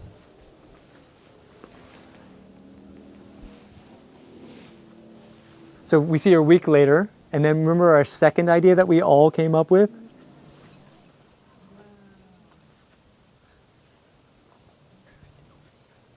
Oh, this is the sick aunt I remembered, right? Yes. So she's great. Again, so no headaches, UB plus on the right, deeply relaxed body, anxiety drained from my body. I was so happy, right? She's assertive, so she can really tell me stuff like that. Anita, do patients always tell you the truth? No. Right. So we always have to be careful. Is this good information or not? This assertive 12-year-old girl, she told me, anxiety drained from my body. I believed her. Sometimes patients say, anxiety drained from my body, but I don't believe them. For her, I really believed her. Face color also got more even. Like I was saying before, we have to watch this, right? We're dumping ice cold water on her. We're pretty sure this is a good idea, but we want to make sure. So this is now we've seen her 1 week later. We supplemented UB plus on the right because female. And then after 1 week, still no headaches till her stressed out aunt and sick aunt visited. Headaches started, but stopped on its own after 10 minutes. This always she would have to take medication. So now we can see her body's getting stronger, and she's still too open to be in this world, but she's navigating the world a little bit better. So what would be a good thing to do for the third? Do you remember what your third answer was, Anita, for your case, for your group? From my group was St. John. We had a supplement pericardium. Okay, let's see. I can't remember. Oh, great. So pericardium, I supplemented on the left, Anita. Why? Why on the left? Because she has that on the right side. That's Yes, we did have a contralateral consideration, didn't we? Yes. Okay, extremely calm, no headaches. I heard from this patient. Now this is maybe 6 weeks ago, 8 weeks ago, or something like that. Patient now, no more headaches. Done. Probably resolved, but we never know, right? We never know what climatic factors she's going to get into, or environmental or emotional conditions that might exacerbate things. But since she's 12, she's so much good energy. We took a little bit of that good energy, made some medicine, balanced up some things, 3 things, and then yeah, so good, right? Yeah. That's just like what you guys would have done because you had the same exact ideas and almost the same order, right? Did you put pericardium on the left for your idea? Yes. Oh, good. Okay, that's really good then. Okay, let's see. Anybody want to discuss this case any further in live chat? Yeah, I mean live stream. Oh, thanks so much. There's 2 questions. Well, yeah, 2 questions right now, but one is about treating children and if it's any different, the duration of time or needle choice. Yes, my teacher would needle and retain even for children. I've seen just a couple day-old babies, and I just insert and take out. But my teacher would try and retain, but I just can't do it. So I just insert and take it out. The effect is decent doing that, so that's what I do. Days old, months old, I try and retain a little bit longer. A couple years old, then I try and retain the whole time. Something else about children? Just another question. I think we're wanting a little bit more clarity if you could reinforce this concept of treating the pericardium for headaches. Yeah, I mean, that's an important part about this. I told you guys, in theory, if there's anything going on in the gallbladder channel, then you can consider supplementing the pericardium or the gallbladder.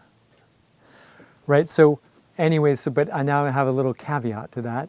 And if it's a headache, that's usually associated with up and out problems, then you would lean heavier on supplementing pericardium than giving it a 50-50 weight with gallbladder pericardium. But what about the liver, as we know it as the redwoods, calm energy? I don't understand that in relation to what I just said. So if there's a vertex headache. Oh, vertex headache? Yeah. Yeah, then you're back to 50-50 liver sanjiao.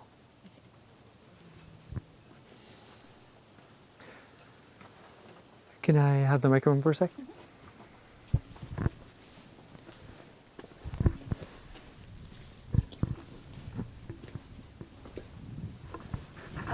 My question is about treatment frequency, and you treated this patient once a week? Once a week, yeah. I like to treat actually more frequently. We just couldn't make it work with her school and my schedule. Okay. I like to treat every other day if at all possible. Nice. Because then the patient stays with my consciousness and I can watch the change. 2 days later I can do that.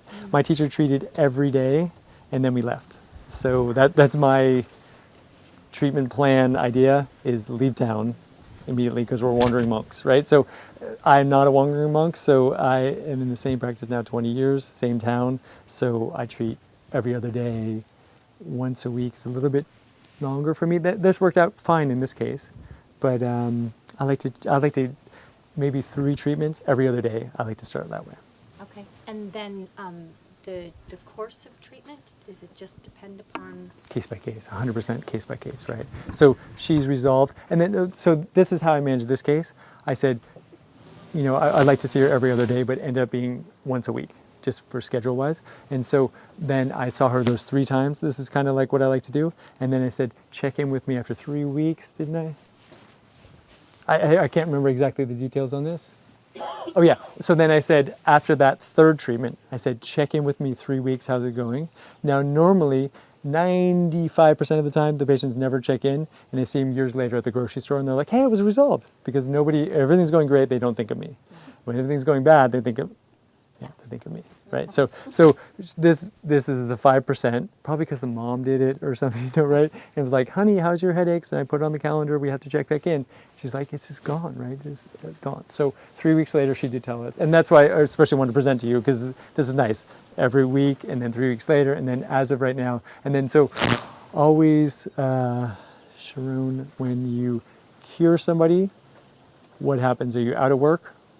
Or what happens? Oh, can you? They refer. Yes. So everyone in her family now is coming with everything. And they're like, so I heard you cure everything in 3 visits. I'm like, well, sometimes, right? But so the bar's really high now, right? Just resolved it. This 8-year recalcitrant disease, just knocked out of that.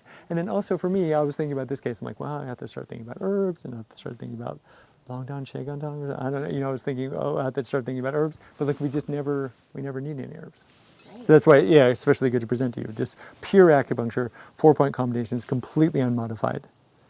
Just resolve this. It really helped this young girl.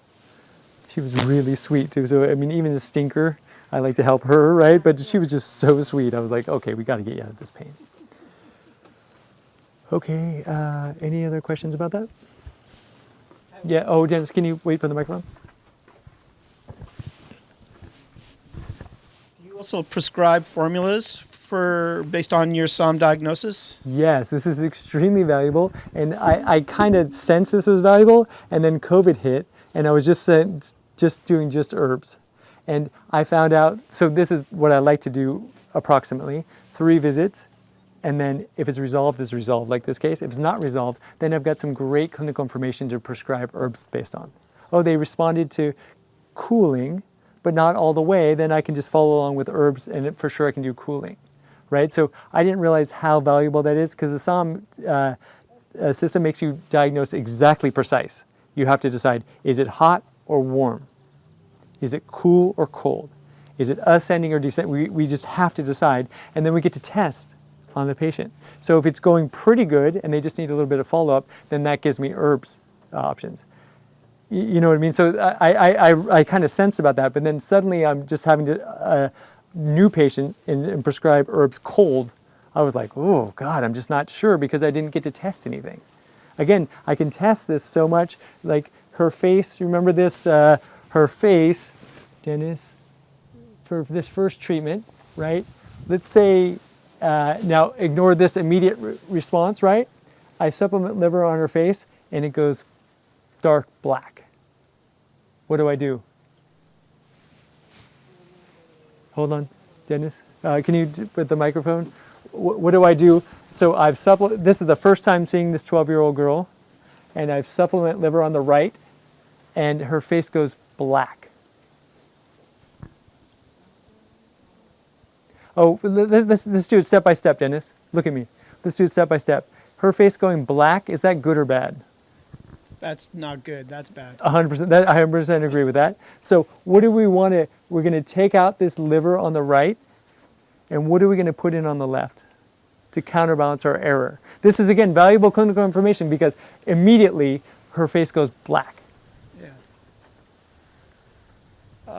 Sanjiao? Exactly. That's exactly right. So exactly how you did this case, you did perfect. You supplemented liver on the right, like you and Stephanie came up with, your group. That's perfect. But now I'm giving you a hypothetical. What if you guys were wrong? Mm-hmm. That happens in clinic every once in a while, right, Dennis? Right. So we diagnosed, we saw the bright eyes, right? What are these +6s or something, right? Right, so we got these bright eyes. And then I like to see this for Sanjiao, like you guys have been seeing for me, this Sanjiao excess, theoretically. That red cheeks, right? That kind of red rosy. That's a little bit of heat above, right? Full red face, Dennis. That's more hard excess for me. This little bit of red cheeks, that's just warm to me. Mm-hmm. And then also full hard excess wouldn't put a coat on at this temperature, right? This is more Sanjiao excess. Mm-hmm. Do you remember Sanjiao excess? Are they able to maintain their temperature easy? Or do they always have to put things on? No, it's dysregulated. Yeah, dysregulated. So I always got to put on jacket and open jackets, even though they don't want to be, because they just want to be focused on the class. They still got to get a jacket. Okay, so great. Yeah, so we did perfect, right? Because we supplement liver on the right, her cheeks went less red, so that heat above were already checking. And then the whole face got a nice rosy glow. Not that red, full red, just a nice glow. She looked great, right? So that was perfect. Hypothetically, we put liver on the right and immediately goes black. We just remove all 4 points from the right side and then put in supplement Sanjiao on the left side. Dennis, read for me the 3 points you would have put on the left side. The 4 points? Yes, please. I would have put in gallbladder 41, Sanjiao 3, bladder 66, and Sanjiao 2. Perfect. You would have put it top to bottom, but I have it on that card just so you know if it's supplementing deficiency, but you put it top to bottom. Correct. Perfect. Yeah, but so you resolved this case, and then you actually corrected. So if you did perfect, but now I gave you a hypothetical thing, and then you resolved it. So this is, again, it's a powerful system. So it helped this little girl so much. But we could have been wrong in her diagnosis, but her face would have told us immediately. Especially with that such a good responder, 12-year-old girl energy. Whew, it's going to go black right away, or it's going to go.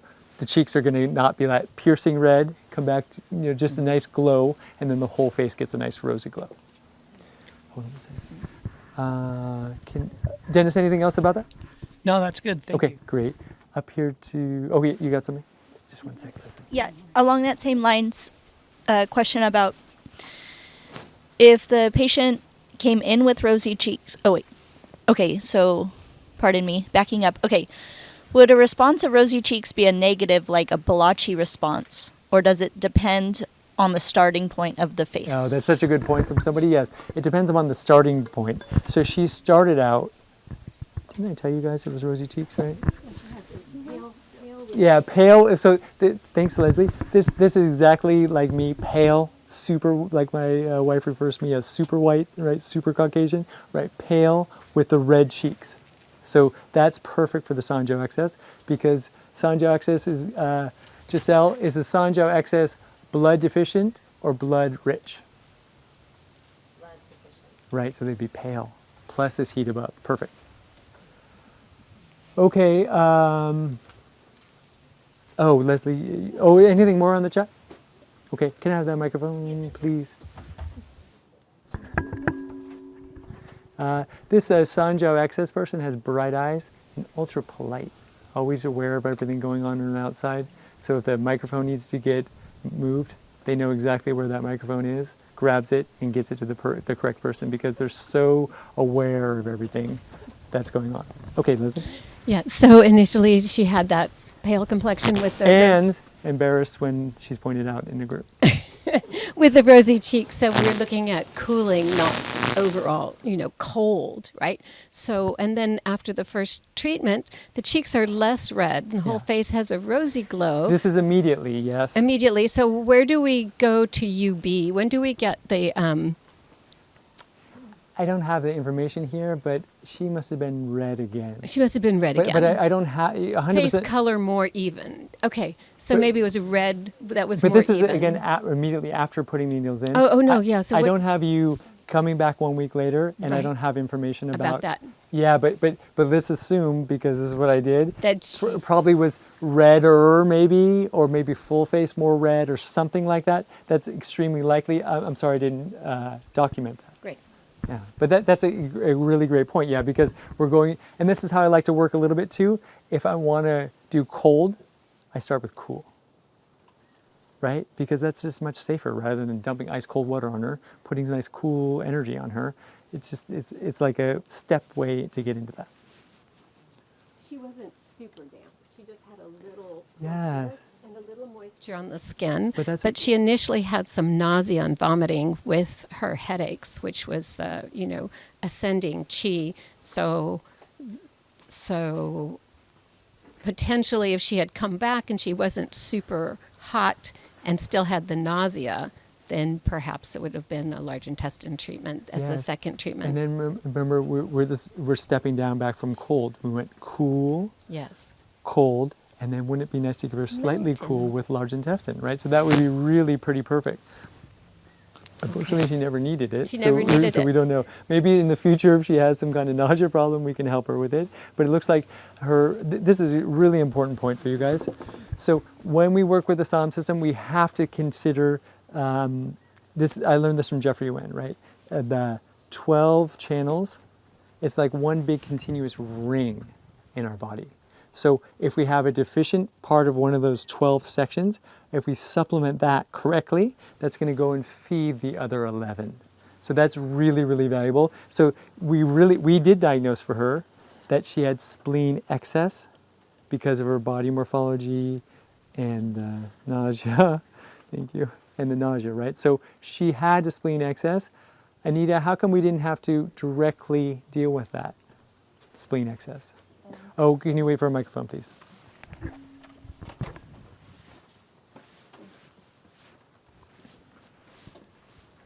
Supplement large intestine. Yes, we would have done that, but how come we didn't need to? She had that problem. I agree with all your diagnoses. I think, again, we were looking for the grossest things, right? So especially that Sanjiao excess was pretty gross. So that was our top idea. And then this is getting more subtle, more subtle, more subtle. And then we planned on supplementing large intestine at some point. How come we didn't need to?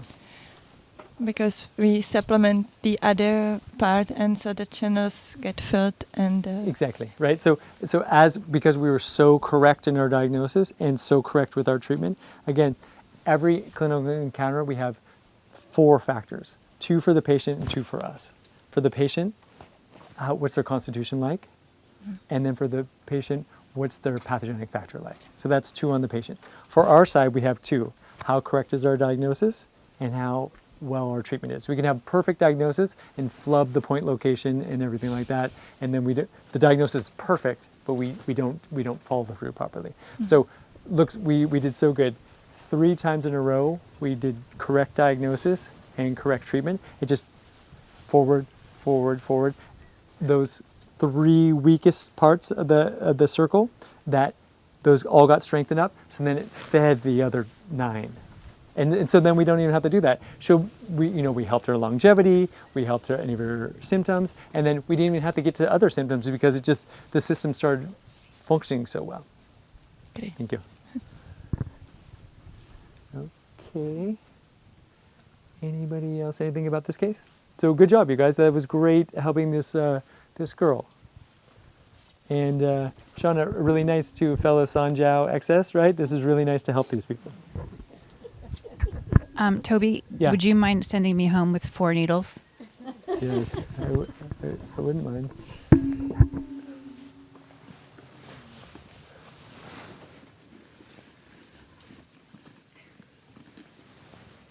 Uh, 40 gauges okay? Okay.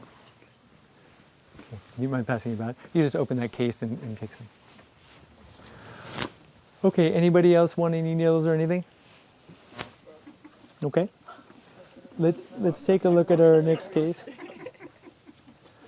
Let's take a look at our next case. Or, Kevin, do we have any videos queued up that we could do? Okay, no problem. I've got a case off the top of my head. Don't write it down. Put that tablet down. Okay, okay. All right, so this older lady came to see me, and her chief complaint was digestive problems. And so I was working with her, and we're in the interview process of this. And so I keep saying to her, okay, what's going on? And she's explaining everything to me. And the chief complaint is digestive system problems. At the end of the interview, orally, I'm interviewing her for about 10 minutes. At the end of the interview, she says to me, okay, something else you should know. I have a lot of gas, but it never has any smell, it never makes any sound. I was like, okay, so I write that in my chart, write that important clinical information that she gave me. I treat her using the Saam system, this fundamental, powerful system, orally. She comes back 1 week later. She's furious. I say, what's the matter? She says, my gas makes so much sound now. It's just crazy. I can't believe it, all this sound from my gas. What did you do to me? Orly, what did I do to her? Orly, I helped her ears so she could hear better. And I said to her, okay, for this treatment, Orly, I said, for this treatment, we're going to try and unblock your nose so you can smell a little bit. Okay, everybody. Okay. That wasn't your first thought? No. Okay. I don't know what, I don't actually know if this makes any sense, but you supplemented the lung. Yes. And that just brought things down more aggressively. I know, but then she could hear and smell then. Oh, well, you opened the lung. Yeah, so perfect. That's what I did for this hypothetical patient. That didn't really happen. Okay, everybody, thanks so much for your attention today. How much time do we have? Okay, we have one documented case. The patient did give us HIPAA permission to show this. So we're going to look at what, to round out our day, we're going to look at this one. This patient did give us consent, okay? Is this the one? Let's roll it. This handsome patient, so not every time I do it, but if I do this,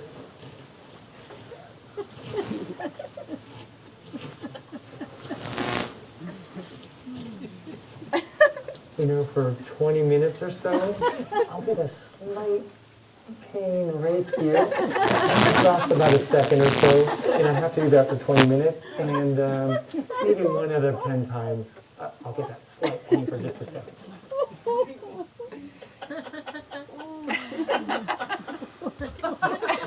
Okay, you've got to wear your mask at all times. California regulation right now requires that everyone in a healthcare facility must wear their mask properly.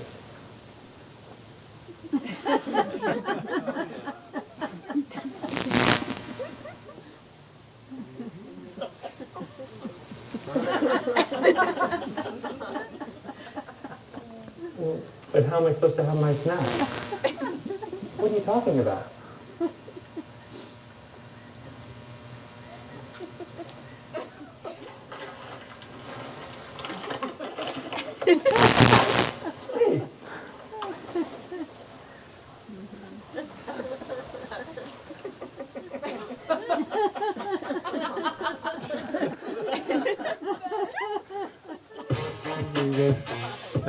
That was a real patient.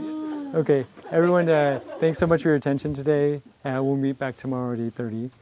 Thanks so much, everyone. A real pleasure. Thank you.